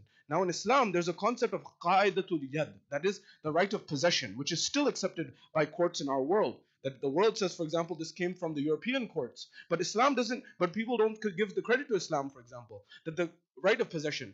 And the other one is witnesses. So, Ya Ali, the judge says, Ya Ali, do you have any witnesses? He said, no, I don't have any witnesses. Very well. He says, number two, he has the right of possession. He says, you know this, Ya Amir al-Mu'minin? He said, yeah. He says, there's two things. You don't have witnesses, Ya Ali. And number two, he has the right of possession, meaning the armor is in his hands. Meaning the burden of proof is on you to prove that it's yours. At that point in time, the verdict was given in favor of the Christian man. Imam Ali says, very good, this is the right decision. Based on the current evidence, and the principle of the right of ownership. By the way, this right of ownership is the same thing that was held in the khutbah fadakiyah, or the concept of fadak. That is the right, it was in the possession of Fatima al-Zahra. She was not required to bring evidence. The other side was required to bring evidence. But subhanAllah, how the world forgets. This was Amir al-Mu'mineen. As soon as they stepped out, the Christian man, he says, "Can I stop you for a second?" He said, "Yes, what's the matter?" He says to Imam Ali. He says, "Can I ask you, are you the Khalifa of the Muslims?" He said, "Yes." "You are ruling over the entire empire?" "Yes." He said, "Is it true that I'm a Christian man?" He said, "Yes, you're a Christian man. You're a Muslim. Not only a Muslim, you are the ruler of the Muslims." He said, "Yes." He says, "I took the ruler of the Muslim empire to court as a non-Muslim in the Muslim state, and I had the verdict in my favor as a non-Muslim." He says, "Today I've understood God's justice on earth." And then he says the kalma of shahada, he accepts Islam. The idea being that Islam never required you and I to go knocking at people's door and say, "Accept Islam." No. Islam, the view of the Ahlul Bayt was, act in such a manner that people have no choice but to accept Islam. That if Ya Ali, Ya Ali. Allahumma salli ala. This is why we say Ali. It's not something out of hyperbole. It's not something out of exaggeration. Show me a greater leader than Ali after Rasulullah. Show me. I haven't found him. With honesty and integrity, I have studied the pages of history. I've tried to find someone. I haven't. That's why we try to call ourselves the Shia of Ali or the Muhib of Ali. Show me someone who endeavored so intensely to establish justice in society. This individual came forward. By the way, we don't look at Amir al-Mu'minin from these eyes, but he was at once what the French writer says. He was someone who was an intellectual. He was a warrior. He was an attorney. He was a judge. He was everything that you could imagine in an individual. This Ali is not to be limited. He is something much beyond. The pulse that he had for people, the pulse and the care that he had for people. We are told there's a moment in time while he's ruling, Imam Hassan alayhi salam, his son comes to him. He notices that his dad, his father, has been looking after the affairs of the nation for the whole day. He must be tired. He's praying. He's doing all the things. He says, "My father, I know that in the middle of the night," although Amir al-Mu'mineen used to go in the darkness of the night, and he used to cover his face, and he used to have a sack on his back, and he would go and feed the poor and the orphans of the city. He says, "My father, do you give me the permission? You must be tired. Can I go on your behalf tonight to go and feed the poor, to look after the orphans, to make sure they get their right?" Allahu Akbar. He says, "Oh Hassan, I am the Khalifa of the Muslims. I am Amir al-Mu'mineen. If what would happen, if perhaps out of something you forget and you miss someone, you miss a child, you miss an orphan, you miss a widow, I will be accountable as the Khalifa of the Muslims on the Day of Judgment. I cannot have this." Does he not know Imam Hassan will not miss anyone? He knows, but he's sharing a principle with you and I of honesty, of integrity, of diligence, of how to run a society. Second level, third level, and remember this. The khutbah of Shaqshaqiyya that is found in Nahjul Balagha. This is one which many Muslims have said it's contested whether this is actually said by Imam Ali. In fact, some nations that are predominantly certain views, they remove this khutbah from Nahjul Balagha when they print it. Because this is where Imam Ali established his right and he made it clear. But people who know the eloquence of Imam Ali, his rhetoric, his words, they say that we have to accept that only Ali has this eloquence. No other human has this eloquence in terms of how it is. How does he begin this concept? This gives us some insight into the window of the mind. My youth and elders, all of you, read Nahjul Balagha. And what's amazing about Nahjul Balagha, whether it's the letter to Malik al-Ashtar or other aspects, eventually, over time, you will begin to think in a minor way how Ali ibn Abi Talib thought, how he was thinking. Your way of thinking will change. Your way of looking at the world will change. Because you will be learning from the words of Amir al-Mu'mineen, the kalam of the Imam, which is Imamic kalam. That is what you will be learning from. Furthermore, he says in Shaqshaqiyya, at that point in time, this is that moment where it's the edge, where it's right where he's taking on the Khilafah. He's seen the period of the first and the second and the third. And he said, the son of Abi Quhafa, that is the first Khalifa, he says he wore the garment of Khilafah, although it did not fit. What eloquent that he's saying that he was wearing a shirt that was too small on him, for example. It didn't fit. He forced it on himself. It was not for him. Whereas he knew that my position with the Khilafah was like that of the axis in the hand mill. I don't know if you've seen a hand mill these days, but for example, they still use it sometimes to grind coffee and other things. That the axis, without the axis, the hand mill does not work. It's the centrality of it that matters. He says, whereas my position was like the position of the axis and the hand mill. And he continues on and he says, for example, with respect to the first, he says that I am astonished and surprised that the first, passed it on to the second, meaning Khilafah. He passes the Khilafah on, the first passes it on to the second, although the first Khalifa himself said that I want to be absolved of this responsibility. It's too much responsibility. Yet he passed it on to the other. And he says it is as if these two were milking the udders of the animal, both of them. At that point in time, he continues. But he said, I found myself in such a difficult state. This is what I want to share with you. What state did Imam Ali find himself? He said, I found myself in such a state that I was noticing that the ummah, the world, is going in one direction, whereas it should be going in another direction. That is, Islam was being turned upside down. As I told you in the previous nights, that during the Khilafah of the second, especially the third Khalifa, the Islam was turning upside down totally. In fact, to the extent that there was a caste system that was brought back in, that was from the time of Jahiliyyah, there was superiority given to certain tribes, certain people, certain dialects. In fact, you will know that the people who actually attacked, according to most historians, the people who killed Uthman were actually the people of Egypt, who were predominantly Christian at that time. Later they became fully Muslim. They were upset because Uthman was misappropriating funds. They were sending funds and he was not using it to develop their community and their society, and he was getting upset. He was taking other people's funds. Who else's funds was he taking? He was also cutting, because of course, in order to misappropriate funds and take it to your family and your friends, you have to cut from somewhere else. So he was cutting from the Egyptians and the African communities, and he was cutting it from the wives of Rasulullah. One of the people who had her stipend cut was Aisha herself, which motivated as to why she incited the Battle of Camel. And there's other reasons with respect to that. This is something, she was the one who asked people, I'm against polemics. I believe that our Sunnah are our brothers, but historically, the reality of the matter is, Aisha on historical record said, kill the Jew, referring to Uthman. That is what led people to assassinate him, because the Egyptians came from Egypt to the centrality of the Muslim land, to Medina. When they come to Medina at that point, they said, we want to meet Uthman. Uthman did not want to meet with them. And they got upset, and so they went to other people who will meet with us. They eventually met with Aisha, and Aisha saw this as an opportunity to use this to actually go and strike. This is what happened historically. And so this happened. But when she said kill the Jew, eventually they killed him. When they killed him, then they went in this sanctuary of the Kaaba, and people said, now raise arms against Ali. That's how Jamal happened. And so at that point in time, they said, oh Aisha, were you not saying yourself to finish off this individual? And now they've done it, and now you're saying fight against Ali. Ali's responsible? This was the dilemma, and this was the dichotomy that the Muslim world was going. So Imam Ali says, I noticed that the graph, in my words, I'm paraphrasing, the graph of Islam was going in the wrong direction. The same thing that Imam Hussein ultimately said on the way to Karbala, when he was about to leave for Karbala. He says, don't you see that this concept of Amr bil Ma'ruf and Nahi al Munkar is not upheld? That is, no one is enjoining the good and forbidding the evil. Do you not see that? And so at that point, the halal of Muhammad had become haram. The haram of Muhammad had become halal. But Amir al-Mu'mineen, even when the first or the second or the third asked him for help, he helped. He assisted. He gave them the guidance when they needed it. This is something astonishing.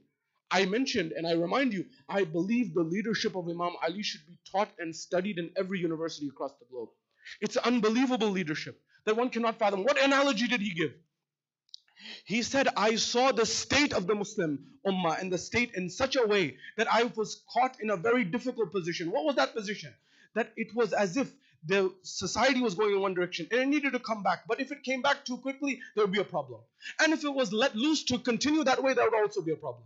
What does Imam Amir al-Mu'minin said? He said, I found society like that camel with the reins around its nose. Have you ever seen that they would have a camel or a horse? They would put, for example, the ring around the nose so that they can take in whatever direction. He said the society was going in such a way and in such a direction that it was going off course. But if I were to come and pull it too strongly, it would have slit the nose of the camel. What eloquence of Amir al-Mu'mineen. That if I pulled it too fast, this society would have slit the nose and the society would have fell into that chaos, number one. But if I left it to be in its own way, it would have been like that animal that's loose, that would have gone to its own destination of dying and would also kill its rider.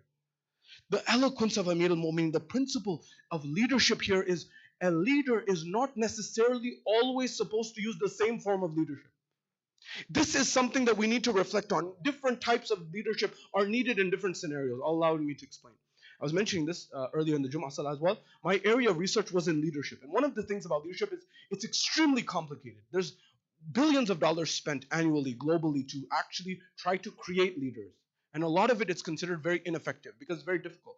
We have a lot of things to learn on that front. If we learn from Ali, perhaps we can learn a lot. What do I mean? In our communities, let's bring this to the real world, we have a model of leadership that is one style. It's actually, to be honest with you, and again, you won't like me for this, we have more management than leadership. These are two different things. When it comes to Imam Ali alayhi salam, when it comes to Rasulullah, they were leaders, they were not managers. There's a huge distinction in the literature on this.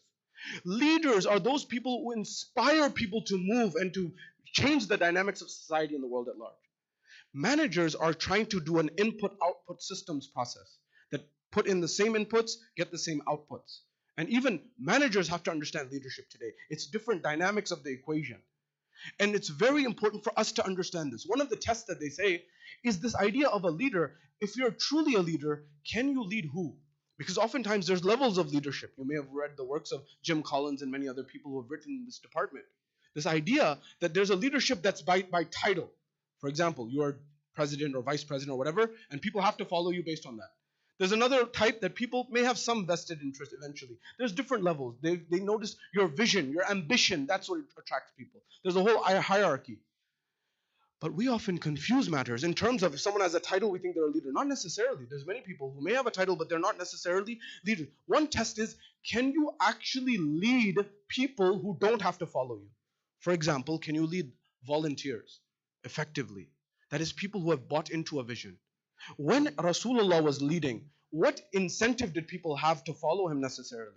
When Amir al-Mu'mineen was leading, what incentive did they have necessarily to follow him? Leadership requires a different dynamic. This is why I say that when it comes to Imam Ali's methodology was he operated like a loving, compassionate father for the ummah, for the nation. This is how much he cared for each individual, to the extent that even when his enemy came to him, he came forward and advised them for the betterment of society. That broad-mindedness, those broad shoulders, that thick skin to be able to do the thing that's difficult in the most difficult of times, to help even one's opposition, this is something that is above the mere mortal. This is above the average individual. I'll give you an example. Allow me to explain. In our world, if we're charting the future of our community, if we're looking down 10, 15, 20 years, we need to be sober and honest about where we're going. Right now, the way we judge, and I'm talking nationally and globally. I'm talking well beyond. And I'm talking for people who may be listening to my voice years down the line. This idea of what is necessary for us. Right now, our barometer and our metrics and our KPIs to try to understand, our OKRs, to try to understand what is necessary to run the community is what? Does the program start on time? Does it finish on time? Is the Fatiha good? Is the iftar good? Or is the speaker good? Is the speaker engaging? Is the speaker entertaining? These things is the reciter good? These are the barometers by which we are now judging our communities, for example. This is what's happening. I'm just giving you the status quo. And please correct me if I'm wrong, by the way. But we may need to move to another paradigm, a shift in paradigm in terms of how do we think about the success of our communities globally. We may need to start thinking about, for example, what is our retention rate of our community? As in, are we losing people? Are we growing in terms of our community, for example? Are people moving to our community? Or are they moving out of our community? Now, this, I know there's elements of the equation that you may say that, well, hold on, Sayyid, you have to be careful here. Because that you're implying that people's main focus in life is Islam. Whereas their main focus may be something else in life. And this is just a byproduct. This is something that's a convenience factor. So a question that we need to ask is, can a mosque, can a Husseiniya, can a Imam Barga be so good that people actually leave their economic incentive to try to come to your center, your mosque or your Husseiniya? Maybe that's something to think about. That is, what about the future of our generation? Are we making each individual in our each child? Do I think of each child in my community as my own child? As in, for example, I would make sure that I make the biggest arrangements for my child to get the best education, to get the best job opportunities, to get the best business acumen. Would I not? But why wouldn't I do that for the average community member who may not be my blood son? But if you look at the life of Imam Ali, every member of the community should be one's own. This metric, now you may say, for example, if we start measuring the growth rate, what's the growth rate of the community? Someone say, well, hold on, Imams didn't look at the numbers. It was never about quantity for them. It was about quality. I'm with you 100%. So let's measure quality then. Let's measure, for example, what is the quality of people? Are people who are of the quality, who believe in the quality, saying to their friends, their comrades, look, there's nowhere else in the US that you want to be. You want to be, for example, inshallah, here in Allentown. You want to be in this community. You want to be in that community. That we are attracting people on that basis. I tell you, because there are certain things that I need to mention tonight, because you get certain people, life is busy today. And you get people from all over listening and tuning in online and in person in these nights. I want to share something with you. A study that was conducted. Imagine this and really reflect on this. Think about the plight of our young people in our society today, in our Shia communities, and how much we need to do as leaders for them. Is there someone to be compassionate, to bring them along and to share with them and bring the best things in life for them? The same way if Imam Amir al-Mu'minin was, for example, here. Study conducted at Stanford University. I'm sure you're aware. There are certain things that are going on in our world. Stanford University needs no introduction. At that point in time, they looked at what is the rate of suicide attempts. Are you with me? The rate of attempted suicide amongst young people of faith, practicing people of 4 different demographics. People who were Jews, who were Protestants, who were Catholics, and who were Muslims. What was the rate of attempted suicide amongst these 4 groups, amongst practicing members of their community? What did Stanford find? Published in 2021, just last year. It's relatively fresh research. At that point in time, they found that in terms of the attempted rate of suicide amongst the Jewish community, it was 3.6%. Amongst the Protestant community, it was 5%. Amongst the Catholic community, it was 6%. Amongst the Muslim community in America, it was 7.9%, 8%. When they adjusted for other factors, because in statistics you have to adjust for factors, they found that the rate of attempted suicide amongst young Muslim Americans was 12%, double of the next demographic. Question is, what are we doing about it? It's very difficult, believe it or not, to be a practicing Muslim in society today. Although there is a lot of movement for the benefit, there is benefit. But especially who gets the short end of the stick and who has to deal with this more? Our sisters. Much more than us brothers, if we're being honest here intellectually. We often blend in. Someone may think you're Italian or Hispanic or European or something of that nature. But when a sister wears the hijab of Fatima al-Zahra or the hijab of Sayyidah Zainab in public, the dynamics shift. I'll give you an example. And I've mentioned this to you before, but I'm reminding you. University of Hawaii did a study looking at what is the most prominent indicator of someone's faith in America today. As you know, there was a time where, for example, the Jewish community in Europe had to wear stars of David, to indicate their, for example, faith. Similarly, in America, what is the number one identifier of someone's faith in America today? They found 2 things stuck out. Number 2 on the list, I'm going in reverse order, number 2 on the list was the turban that the Sikhs wore, the Sikh communities wear. Now, we need to remember this. Our battle, our struggle, our fight is not with Sikhs, it's not with Hindus, it's not with Christians, it's not with Jews, it's not with people of any faith. Our combined struggle is against jahl, ignorance. Because it's ignorance that makes people suffer. Because when that Gurdwara in Milwaukee, that was in Wisconsin, was attacked, the people who were attacking the Gurdwara of the Sikhs were thinking that these people are Muslims, whereas they were attacking Sikhs. We need to build these barriers. That's why interfaith is so important. Now look, whether a Sikh person is killed or an innocent Muslim person is killed, both of these are tragedies. But we need to understand that that common ignorance, today it is a Sikh person who wears a turban which may be blue or purple or yellow. Tomorrow it may be a turban that is white or black, which our ulama wear. What difference do they know? To them it's the same turban. So it's very important for us to struggle against ignorance in commonality together. Number 1. Number 2, what was the number 1 indicator of faith according to the University of Hawaii study of religion in America? The number 1 indicator of faith in America, according to the researchers at the University of Hawaii, was the hijab that Muslim sisters wear. It was well above the others. That is to say that when someone wears this, there's no two ways about their faith. Now, have we explained to them why it is that you need to wear it, why this is there in Islam? We sometimes have not done. We're having a phenomenon, and this is happening globally. I'm not here, by the way, I'm not here to pass judgment. I'm not here to judge anyone. We don't know what's going on in someone's life. But we're having a phenomenon where sisters are leaving the hijab globally. People, not people who didn't wear, people who used to wear are no longer wearing it. But we never stop to ask them, what pressures are they facing? What difficulties are they facing? What challenges are they facing, for example? And have we stopped to explain to them why this was implemented, why this was there in Islam? You know, for example, the concept of hijab in Islam, by the way, all of these issues refer to your marja, and I'm not here giving a fatwa, I'm giving perspective only. I'm not telling you not to do any of this. I'm telling you to do it, in fact. But when we come to this idea of what is hijab, and we look at this notion, this concept of this idea, Sallu ala Muhammad wa ala Muhammad. I want to share something with you. I was in Turkey, and many of you may have visited as well. I was in Istanbul. I had a tour guide, and many of you may have visited as well. And they have a saying in the back of the mosque, which I remind you and I remind myself.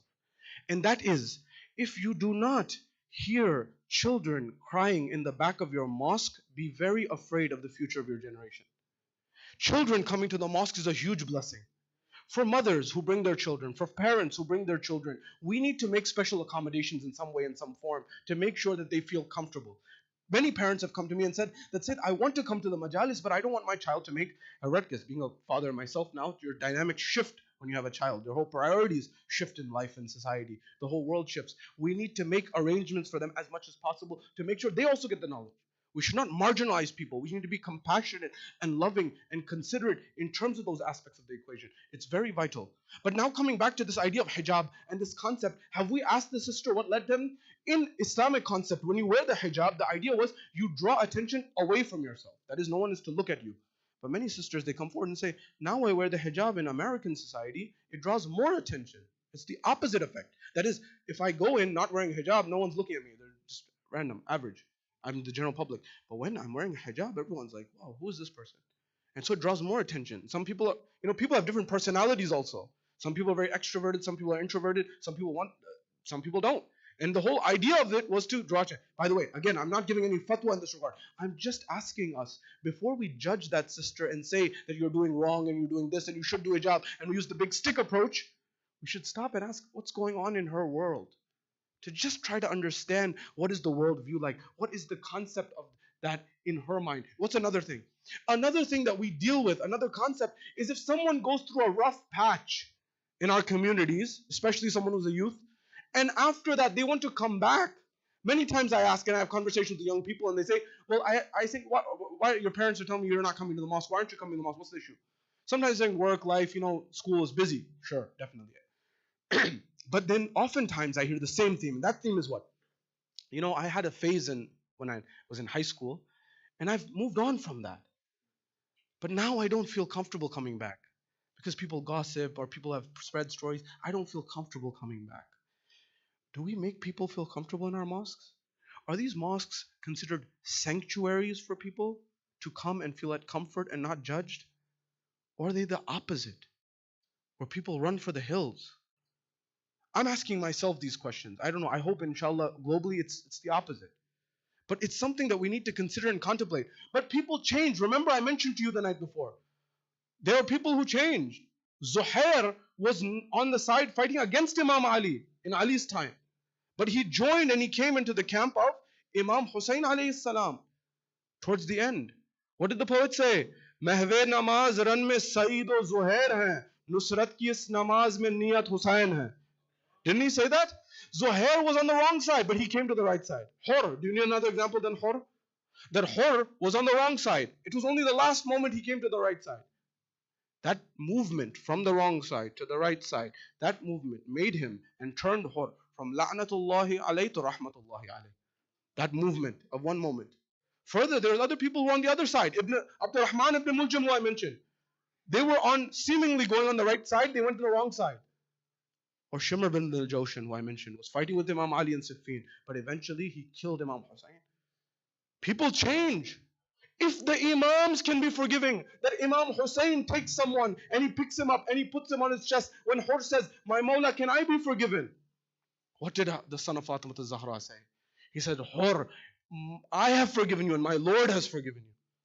Yet we call ourselves the Muhib and the Shia of Hussein and the Shia of Ali. Yet we are very, very slow to forgive, isn't it? We don't forgive people. How is it possible? I remember, what was the methodology of hijab? I was in Los Angeles for Muharram last year.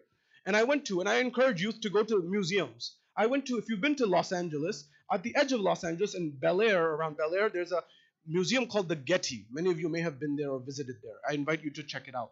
In the Getty, I'm walking around this museum and I'm checking out the art and I'm checking out the sculptures and I'm walking through there and I noticed a marble bust, a marble sculpture that is from the shoulders up.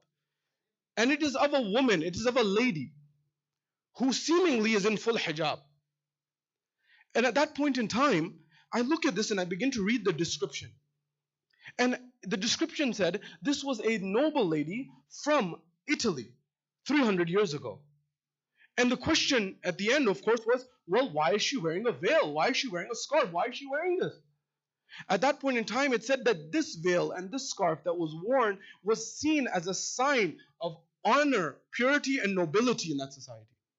Whereas we have not explained to our sisters and the dynamics of where did this methodology come from? Or the Italian minister who, when they passed or they were seeking to pass the bill in Italy to ban the hijab, he says, hold on a second, I'm not a Muslim, I'm not Muslim's attorney. At the same time, however, when you ask me to ban the veil and I go to my church and you go to your church, you see the Mother Mary. And I find that the Mother Mary is veiled. Why should we ban this? This idea and this principle, we have not looked at these things because look, if that study from Stanford shows anything, in a post 9/11 world, I remember life, although I was very young, many of you may also remember life in America before 9/11. Life before 9/11 in America, Muslims were generally under the radar. But after 9/11, especially young people in middle school and high school, they had to answer a lot of questions that they were not equipped to answer because the media had a frenzy of Islamophobia going on. And in that environment, nobody wants to feel like a fish out of water. Nobody wants to be someone who doesn't belong. How do we make our youth belong if they are taking their lives or attempting to take their lives at such a high rate? What are we doing to comfort them? That means if there's 100 children in our community, 12 of them may have attempted suicide. They either may have or they may be willing to. These are not statistics, these are lives. And by the way, remember, suicide is a tip of the iceberg problem. That is, for everyone who attempts, there are many other people that are suffering.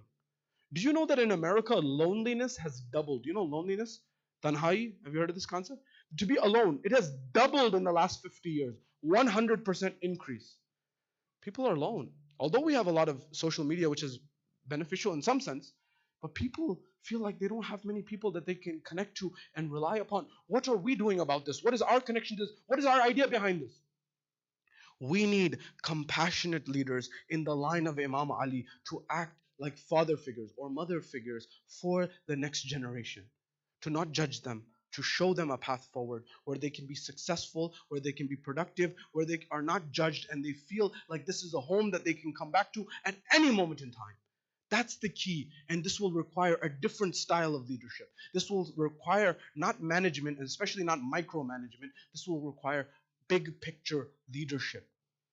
There were times where Imam Ali alayhi salam, people said, Ya Ali, why are you doing this? Ya Ali, just give some property, give some rights to Talha and Zubair, give some way to Muawiyah, give some and keep some of those governors who were there before. Keep those people in power. They'll be happy and they won't cause you problems and things will be good. I said, no, I can't do that. But at the same time, when it came to this same Ali, when it was his own life and his own line issues of his own honor seemingly, or his own, what we now call ego, Ali had no ego. So if people were trying to step on his toes, it didn't matter to him because he was looking at the big picture. He was looking at the end game. He was looking at where we're going. Our next generation needs to learn and we need to help train them and teach them. Each one from here, wherever this voice is going, should be going to the top institutions, going to the top fields to become the best. Remember, we're asking that we're losing populations. People are not coming. If you know anything from startups, from business, from entrepreneurship, which many of us do all day, every day, you know that it's an issue of value. Wherever people find value, they will make time for that value. So the question is, how do we add value to people's lives? If that's the case, it's a cart before the horse type of issue, and we need to have serious, sober conversations. One thing that we'll need to do, I'm saying a policy making statement, hopefully globally, the model will need to change where we have this, but in addition to this need, in addition to this concept, we're going to need something else. Sallu ala Muhammad wa ali Muhammad.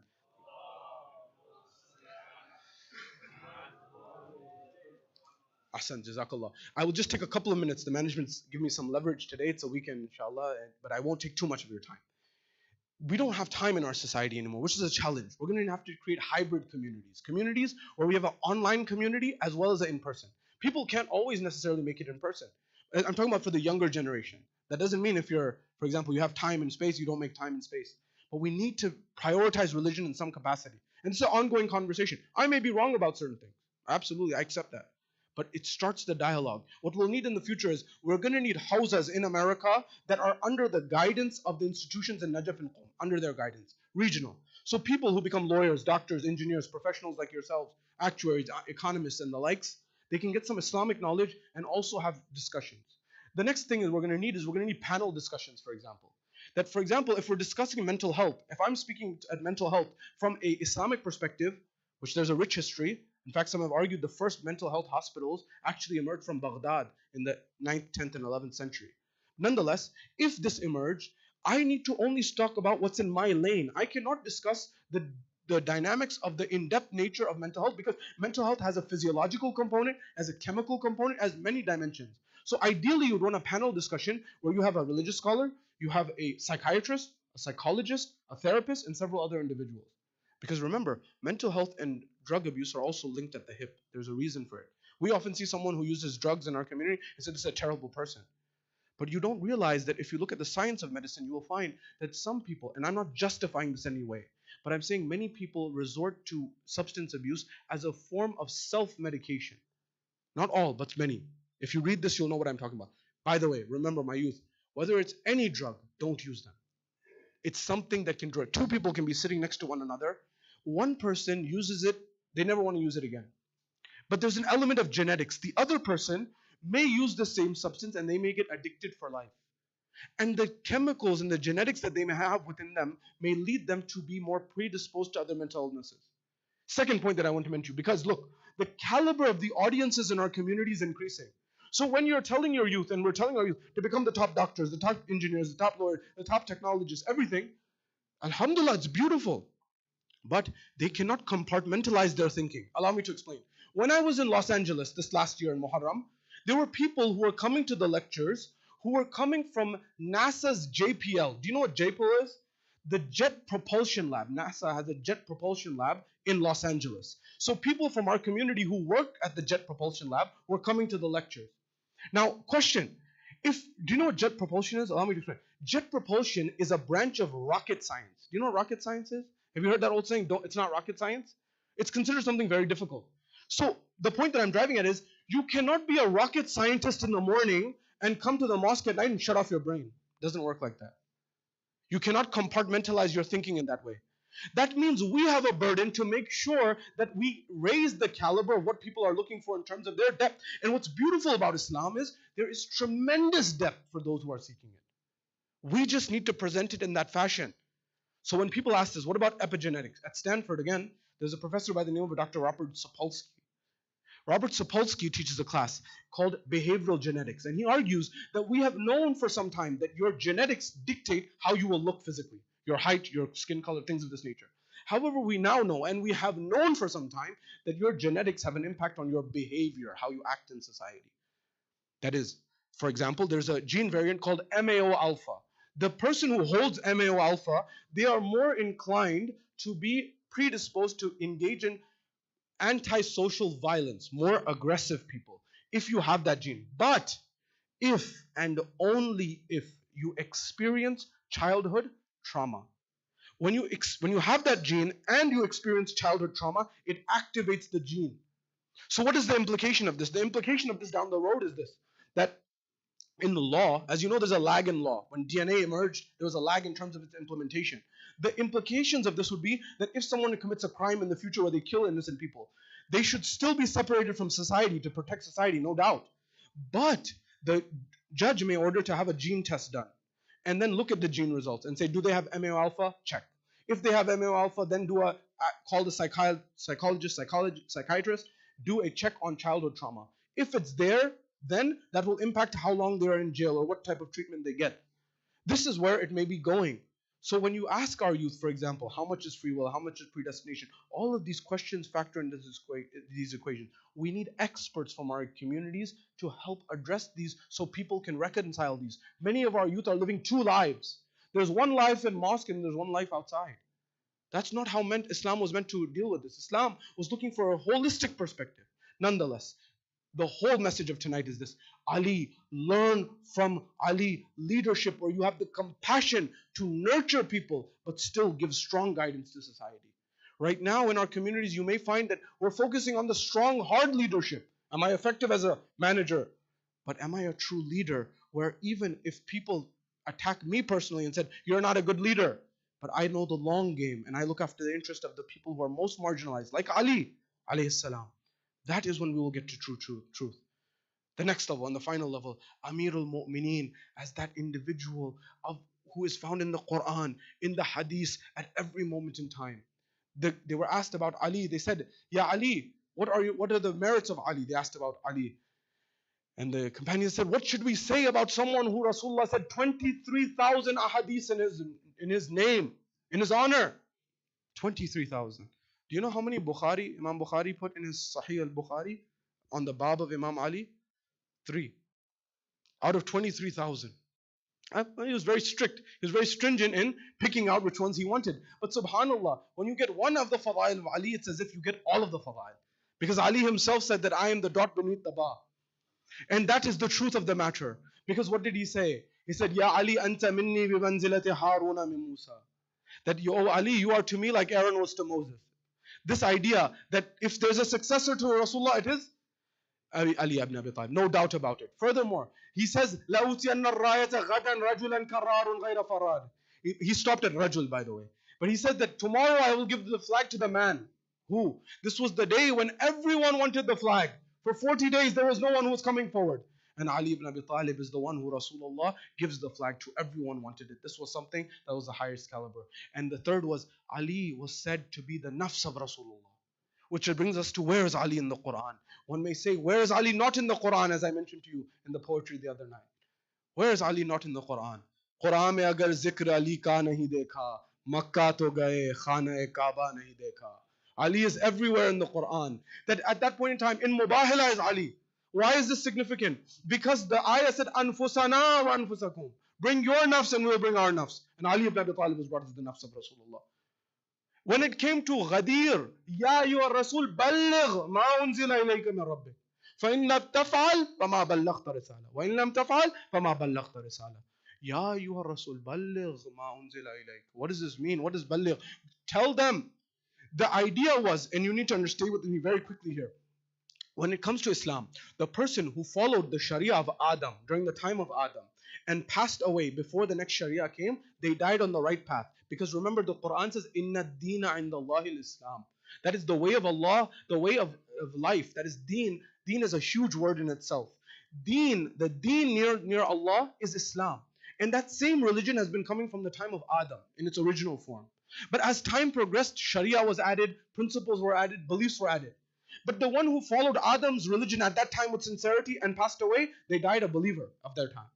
When you came to the time of Nuh, the one who followed the Sharia of Nuh and died during the time of Nuh followed the right path.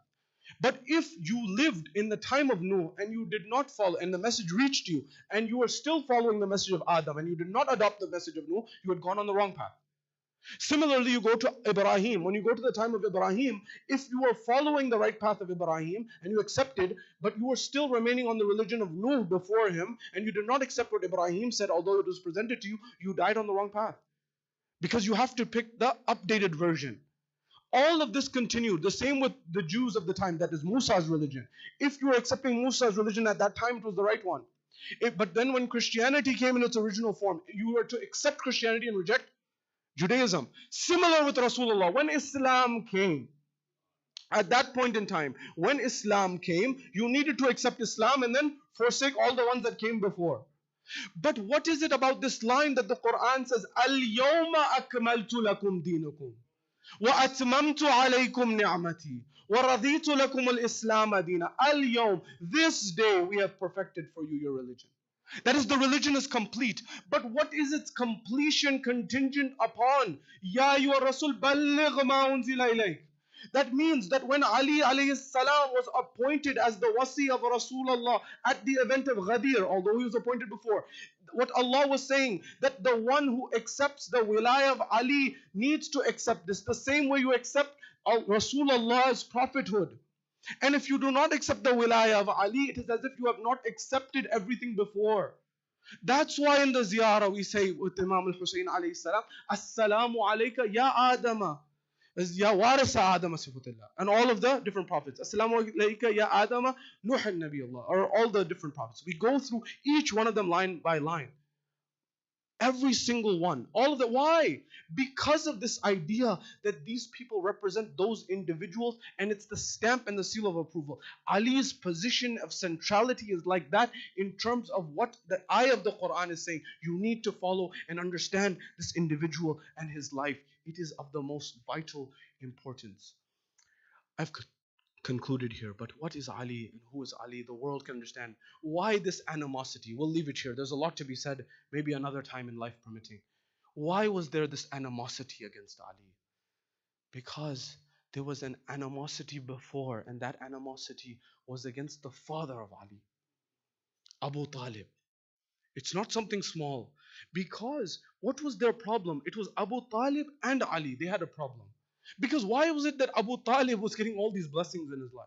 Because he was looking after Rasulullah. And he was getting all this prestige, although he did not have a silver spoon like some of the others. What was their problem? They had a problem with Ali and they had a problem with Abu Talib. To the extent that they said about the father of Ali, they said about Abu Talib, he died a non-believer, a disbeliever. Is this not what the world says? What was the jurm? What was the problem that they had? The history says with respect to Abu Talib. Why did they not want to accept the father of Ali as a believer? What was their issue? What was their problem? Because when you look at history, they say he looked after the Prophet. He did everything for the Prophet. He slept it. He made him sleep in the bed. He would switch the beds. He would do everything. What was the reason? The poet gives us the answer. He says, Bas is khata pe tujhe is jahan ne choda hai. Abu Talib. Bas is khata pe tujhe is jahan ne choda hai. Bas is khata pe तुझे इस जहां ने छोड़ा है कि तेरे लाल ने इनके बुतों को तोड़ा है. Allahu Akbar. Allahu Akbar. Ya Rasulullah. Ya Ali, Ya Ali. There is no other Ali. Oh Abu Talib, why do they have a problem against you? Why do they have animosity against you? The reason is simple. Because your son Ali is the one who destroyed their idols. Not only the physical idols, but the idols that were in their hearts and in their minds. This is what Ali did. And they could not take that. They could not tolerate that. They could not stand that. That's why they took out the revenge during the life of Ali. They took out the revenge with the children of Ali.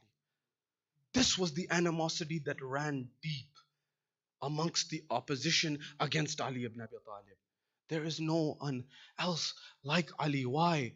Qanwa, the daughter of Rushayd al-Hajri. Never forget this name. Many people are dying and being killed for their love of the Ahlul Bayt in Afghanistan, in Pakistan, and many other places. But remember, no matter what you do, you cannot extinguish the love of the Ahlul Bayt from our hearts. It will never happen. It has never happened. It will never happen because of the power of that love in our hearts. It's second to none. How many have given their life? The narrations say this individual, the likes of Qanwa. Do you know Qanwa is one of the women who is mentioned by name who will be the companions of Imam Zaman, Imam Sahib Zaman. This individual, we don't know much about her, but we know this, that her father, Rushayd al-Hajri, the narrations are different, but they say that Maysam was raised to the stake, that he was pierced. But when it comes to Rushayd al-Hajri, his tongue was cut. Many people, their tongues were cut for the love of Imam Ali. They come to Rushayd. During that time, they said, Rushayd, what is the matter? We heard that you are reciting the Fadail of Ali in the bazaar. You are reciting his merits at that point in time. He said, yes, because he is worthy of the merits. At that point in time, he said, then we will stop. If you do not stop, we will torture you. He said, go, do as you will. They tortured him. They beat him. They were going to cut out his throat. He says that, what are you satisfied? Will you stop? Will you stop the fadail of Ali? He says, I am waiting for that moment where you cut out my tongue and make true what my Mawla told me that you would do. He said, your master told you that you would cut out your tongue? He said, yes. He says, then we will not do that, to belie him, to make sure he's not saying the truth. So that what happened? He was bleeding to death. The narrations say his daughter comes and his daughter takes him on his back. Kanwa, Rushed Hajri. She takes him. She says, my daughter, my final moments, take me to the bazaar, take me to the market square. He goes to the market square and he says, oh people, come and listen from me, the fadail of Ali ibn Abi Talib. He says, my master is the one who is the most just, the most generous, the most fair, the one who looked after the poor, the one who looked after the orphans, the one who did everything that was right as per Islam, and he fought against everything that was against the justice of society. He was the one who verse after verse was revealed from the Quran, and hadith after hadith is in his honor from Rasulullah. He says the verse, إِنَّمَا وَلِيكُمُ اللَّهُ وَرَسُولُهُ وَالَّذِينَ آمَنُوا وَالَّذِينَ يُقِيمُونَ الصَّلَاةَ وَيُؤْتُونَ الزَّكَاةَ is for Ali ibn Abi Talib. He says, وَمِنَ النَّاسِ مَن يَشْرِي نَفْسَهُ ابْتِغَاءَ مَرْضَاتِ اللَّهِ is for Ali ibn Abi Talib. And he recites verse after verse and ayah after ayah, and he says these are the merits, to the point that the whole city had turned upside down. And when the whole city had turned upside down, the ruler, he said, bring him back to the court. And he had no choice, but he said, you are turning the city upside down. In this state, he said, cut out his tongue. They cut out the tongue of Rushayd al-Hajari, and at that point in time, his daughter takes him back home. This daughter will be amongst the companions of Imam Sahib al-Asr al-Zaman. Remember, you can do anything. You can never take the love of Ali from our hearts. That's why the poet says, Faraz-e-dar se misam bayan dete hain, rahega zikr Ali, hum zuban dete hain. We give our tongue. And there was Misam, there was Rushayd al-Hajari, there was Ibn Sikit. There were so many who gave their lives because this love of Ali, it cannot be bought and it cannot be sold. It's the most valuable thing that you remember. If you remember nothing else, the love of Ali is the most valuable thing that you possess in your life. Because that is what takes you to the love of Rasul. And that is what takes you to the love of Allah subhanahu wa ta'ala. Which ultimately takes you to the spring of the goodness of life and civilization and reality of life. That's the most valuable thing. जब भी दुनिया की तरफ आले पैगंबर निकले, जब भी दुनिया की तरफ आले पैगंबर निकले, अपने तत्हीर के हलके से ना बाहर निकले, नूरे वाहिद की ये तासीर थी ज़ेरे चादर, नूरे वाहिद की ये तासीर थी ज़ेरे चादर, रात को सोए नबी सुबह को हैदर निकले. Allahu Akbar. This the concept of Ali and Rasulullah were made from the same nur, from the same light. That the concept when the night of Hijrah happened, that Rasulullah apparently slept in the bed. But in the morning when they came, they saw it was Ali ibn Abi Talib there. This was the alignment between these two individuals. My time is complete. What did this dunya, what did this world do with Ali ibn Abi Talib? This world did not recognize the value of who had come to lead it. This world did not recognize who Ali ibn Abi Talib was, and perhaps it never will. But we can try to do whatever is in our ability. The 19th of Ramadan, the 20th of Ramadan, the 21st of Ramadan, these are the nights of Qiyamah, as they say. These are the most difficult nights for the believers because it is the most difficult night for the people who are orphans. It is the most difficult night for the poor. It is the most difficult night for the strangers. It is the most difficult night because they have no one to look after them anymore. It was only Ali ibn Abi Talib. It was only Amir al-Mu'mineen who would look after the rights of the downtrodden of society. He would look after everyone. What happened on the 19th of Ramadan? The poet says, 19वीं की सुबह क़यामत की आई है, हैदर चले हैं मस्जिद कूफा दुहाई है. ये दुहाई किसमें है? Who's the people are crying? Who are the people who are crying? It is these aitam, it is the orphans, it is the widows, it is the poor, because they know that once Ali is gone, there is no one who will look after the rights of the people. This same Ali ibn Abi Talib, we are told, after he is struck, there's a moment in time where he is in his final moments, his loved ones gather around him. They say, before, when he was struck, but before he got to his home, before he got to the house, before he got there, he first met with his sons. When he saw Imam Hassan, he said, "Oh Hassan," he said, "Oh Hassan, why are you crying in this state? Be patient, don't cry in this state." At that point in time, he sees Abbas. He says, "Abbas, why are you crying? Don't cry while you see me in this state." But there's a moment in time when he sees Imam Hussein. He says, "Where is Hussein?" Imam Hussein was crying for the martyrdom of his father. He says, "Oh Hussein, please don't cry, because your crying would destroy the heart of Rasulullah. He could not stand you crying. Ajrukum ala Allah." But the narrations say, when the same Amir al-Mu'mineen, when he got to the house, the first moment when he saw his daughter Zainab al-Kubra, this Ali who was telling his sons, "Do not cry for me," he himself began to cry when he saw Zainab. Ali began to cry when he saw Zainab. Perhaps he was remembering what will happen in the court of Sham, what will happen in Kufa. This Amir al-Mu'mineen, Ajrukum ala Allah. I'm completing here and I'm condensing the rest of the Masahib tomorrow. But one thing that I wanted to mention, give the next 2 minutes or so to the Ahlul Bayt. You've given too much time to me. Give this night to Ali ibn Abi Talib. No, give this night to Imam Zaman. Give this time to Sahib al-Amr. Give this time to give the condolences to the Imam of your time. What are we told? We are told that Imam, he gathered his children around him and he began to give each hand into the hand of the sibling. There came a moment in time, he gives one hand into the other, but there's one left, Abbas's hand. At that point in time, Baneen comes. She says, "Oh my husband, you did not give Abbas's hand into anyone's hand." He said, "Don't worry." At that point in time, there's a special reason. He takes the hand of Abbas and he takes the hand of Hussein and he says, "These are brothers for life." At that point in time, when this happens, Amir al-Mu'mineen, the family is crying, everyone's crying. The soul of Amir al-Mu'mineen departs. When the soul of Amir al-Mu'mineen departs, they take Ali, they bury him. Narrations say that in the front were Jibreel and Mikael, and in the back were Imam Hassan and Imam Hussein. There was a grave that had been dug. They took the Imam to the grave. They buried Imam Amir al-Mu'mineen. But when they came back, what did they see? Imam Hassan and Imam Hussein. They saw a poor man who had gone blind. He was in the middle of the city. He was crying out. They said, "Oh man, why are you crying in this state? Why are you sitting in this state?" He said that I had a muhsin. I had someone who had done ihsan on me. I had a friend, my only friend, and for 3 days he has not come to visit me. He would come visit me every night. He would come visit me every day. He would look after me and he would sit with me. They said, "Oh man, what was his name? Tell us, describe him to us." He said, every time I would ask him his name, he would simply say, "Miskinun jalisu miskin." He would say, "Gharibun jalisu gharib." He said, it is just a stranger sitting with a stranger. It is just a poor man sitting with a poor man. He said, ever since he's left, I have been so lonely. He says, "Tell us more about him." He says that he would break the pieces of bread with his own hand. He would dip them in the soup. He would feed me with his own hands. There was no one who looked after me. I miss him so much.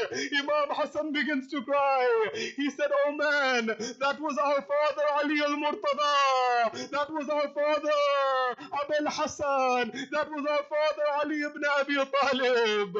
He's began to cry. He said, "What happened?" He says that we have just come back from burying him. He is no longer in this dunya. He says, "Take me to his grave. I want to go to his grave." They pick up the man. They take him to the grave of Amir al-Mu'mineen. He falls on the grave of Amir al-Mu'mineen. He says, "Oh Habib, oh friend, oh comrade, you are the only one who looked after me. You are the only one who took care of me. Where have you gone?" The narrations say he cried so much that his soul departed him. He died on the grave of Amir al-Mu'mineen. But azadar आखिरी जुमला ये एक कूफे का रहने वाला था, मगर आइए शाम गरीबान, यही औलाद अली है, कोई तलफ्ता जिंदगी दिलासा देने वाला नहीं। कोई नहीं कि जिसे पानी मिले, कोई नहीं जो कुछ खाना दस्तयाब करे। रिवायतों में मिलता है आखिरी जुमला कि जब शाम गरीबा हुई, हमीद इब्न मुस्लिम बयान करता है कि मैं देख रहा था कि एक बच्ची थी और वो बयाबान में भाग रही थी। एक मरहला ये आया कि मैंने पूछा, बच्ची कहाँ का इरादा है, क्या चाहती हो? उसने एक जुमला कहा कि ए शख्स, बस मुझे इतना बता दो नजफ का रास्ता कहाँ है। कहा बीबी नजफ में क्या कीजिएगा? कहा नजफ में मेरे दादा अमीरुल मोमिनीन है, अली इब्न अबी तालिब है, उनसे जाके फरियाद करूंगी कि मेरा दामन जल गया, मेरे मुंह पे तमाचे लगे। अमीरुल मोमिनीन कहा अला लानतुल्लाहि अलल कौमिल ज़ालिमीन व सयअलमुल लज़ीना ज़लमू अय्य मुनक़लिबिन यन्क़लिबून इन्ना लिल्लाहि व इन्ना इलैहि सल्लल्लाहु अलैका या रसूलल्लाह सल्लल्लाहु अलैका या अमीरल मुमिनीन सल्लल्लाहु अलैकी या फ़ातिमत ज़हरा सय्यदत निसाइल आलमीन सल्लल्लाहु अलैका या हसन अल मुज्तबा अस्सलामु अलल हुसैन वाला अली इब्न अल हुसैन वाला औलाद अल हुसैन वाला असहाब अल हुसैन मातम हुसैन या हुसैन या हुसैन या अली।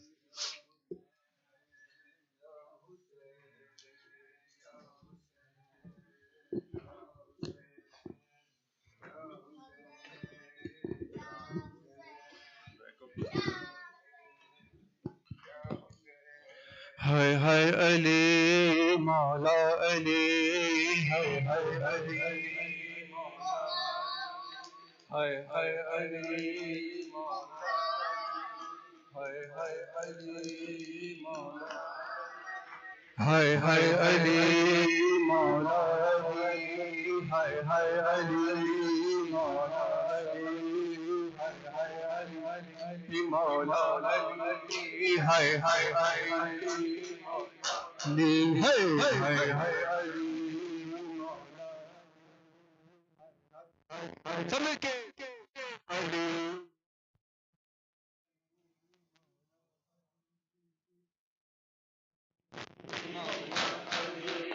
रो रो क्यों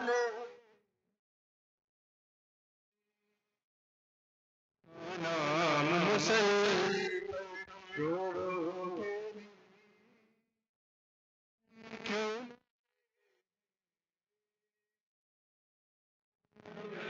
नाम हुसैन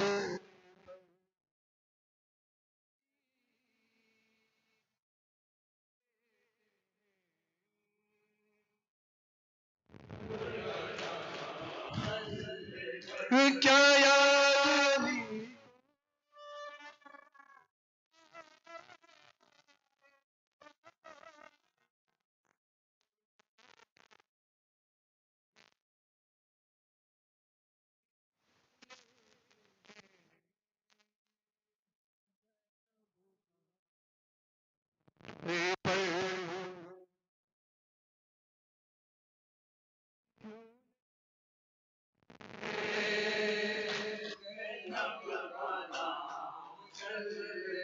खो जा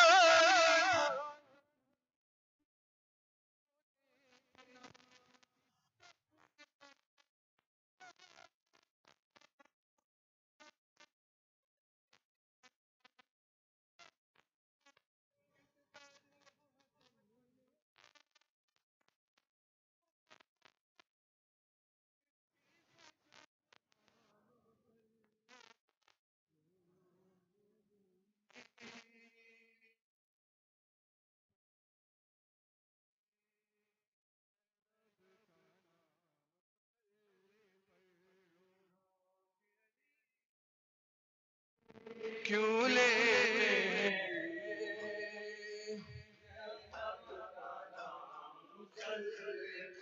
जख्मी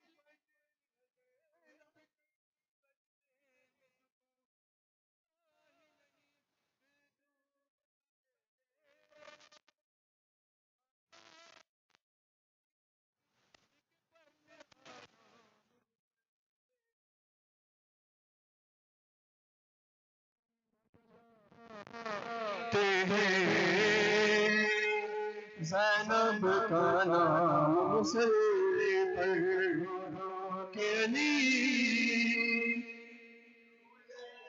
है ज़ैनब उसके होती है मेरी गुल उसके होती है मेरी गुल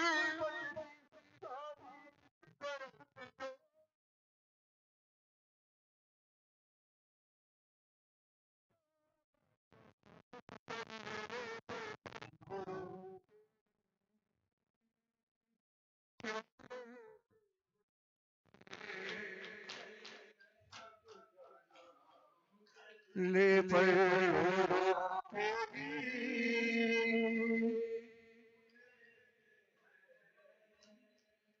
ज़ैनब का नाम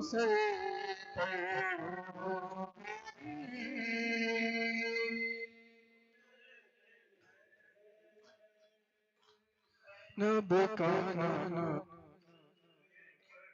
शेर खुदा के सर पे तेरे कथा चली है शेर खुदा के सर पे तेरे कथा चली है शेर खुदा के सर पे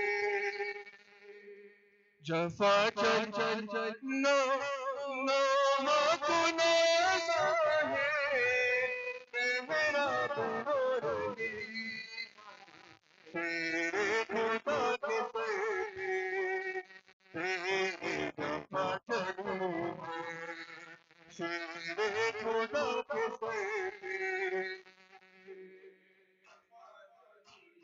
जारी है हाय शेर खुदा के पे उठता है छोटी दिया बेटा के घर से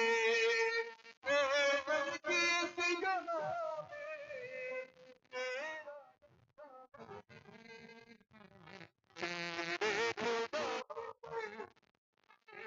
तेरे जफा चलूं तेरे खुदा के सर पे तेरे जफा चलूं तेरे खुदा के सर पे 19 की सहर कैसी खबर बनाई शबीर और साबे तो भाई बाबा के घर पे रोना अब सारी जिंदगी तेरे खुदा के सर पे तेरे जफा चलूंगे तेरे खुदा के सर पे जफा चली है तेरे खुदा के सर पे ज़ैनब पुकारी रोवे अम्मा का गम था ताज़ा यूं छोड़ के अब जा रहे हैं बाबा कश खा के गिर गई वो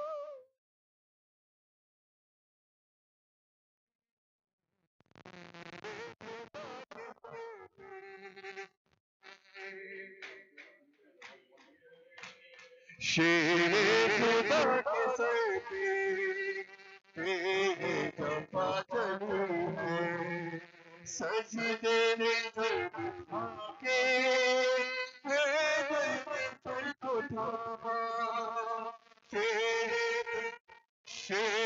खुदा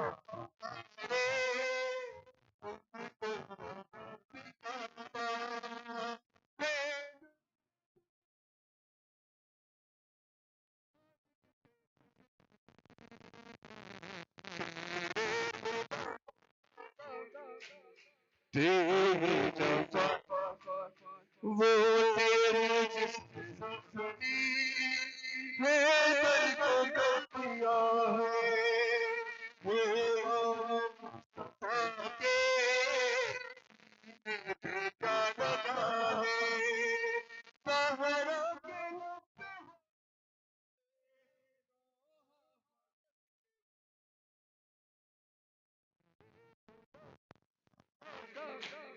तेरे जफा चले हैं शीरे खुदा के पर पे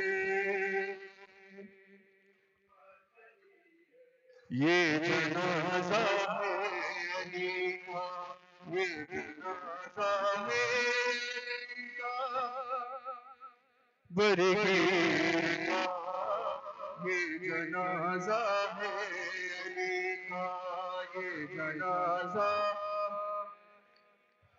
शाह खैबर पीर का ये जनाजा जनाजा अली का शाह खैबर पीर का ये जनाजा का आज पापा मर गया है परोसो पीर का ये जनाजा है अली का है माशाअल्लाह बरगीर का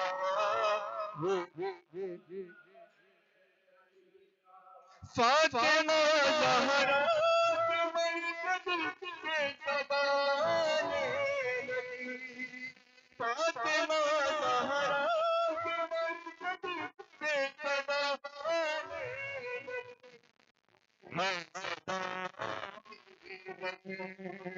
ये मसाब रहे गया था क्या मेरी तकदीर का ये जनाजा है अली का ये जनाजा है अली का शाह खैबर पीर का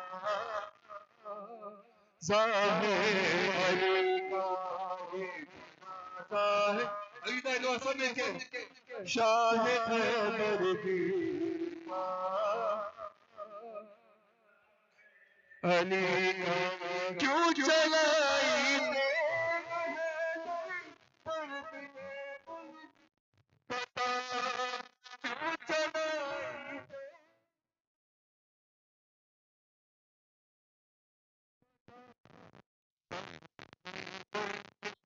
पता कत्ल कर दिया पागल तफसीर का ये जनाजा है अली का शाह खैबर पीर का ये जनाजा का ये जनाजा है अली का शाह खैबर पीर का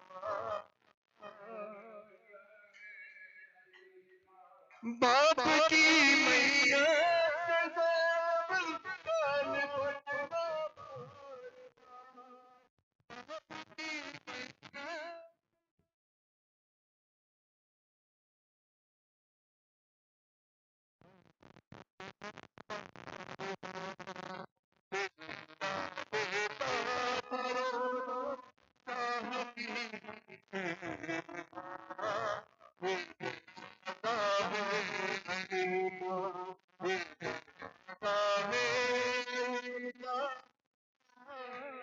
गिर का ये जनाजा है क्यों चलाई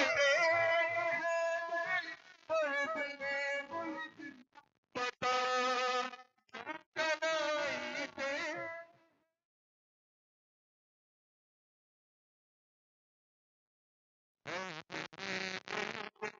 बता कत्ल कर दिया पागल तफसीर का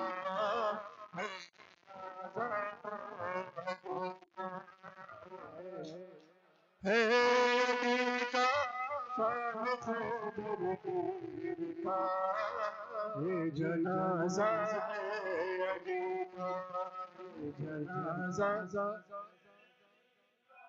शाह खैबर पीर का ये जनाजा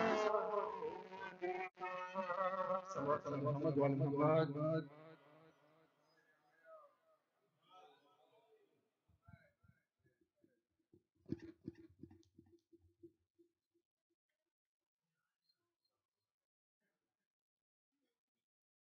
توجه.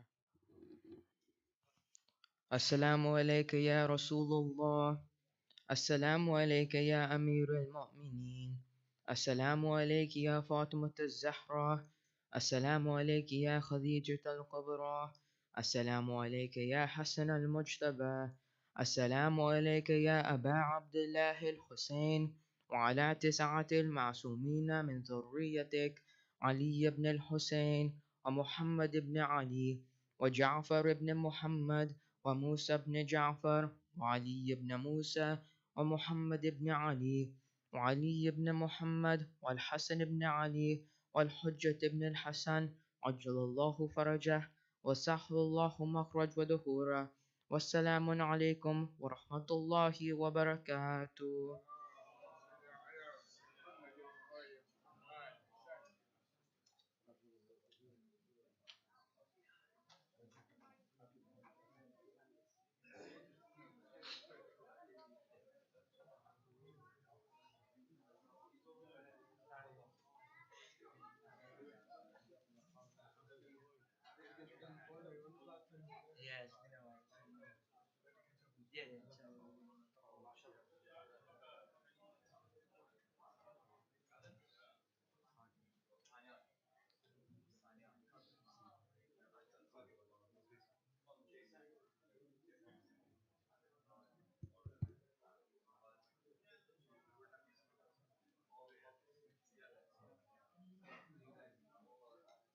Muhammad wali Muhammad salawat. Mumeen will start the recitation of Surah Josh and Kabir in about 5 minutes.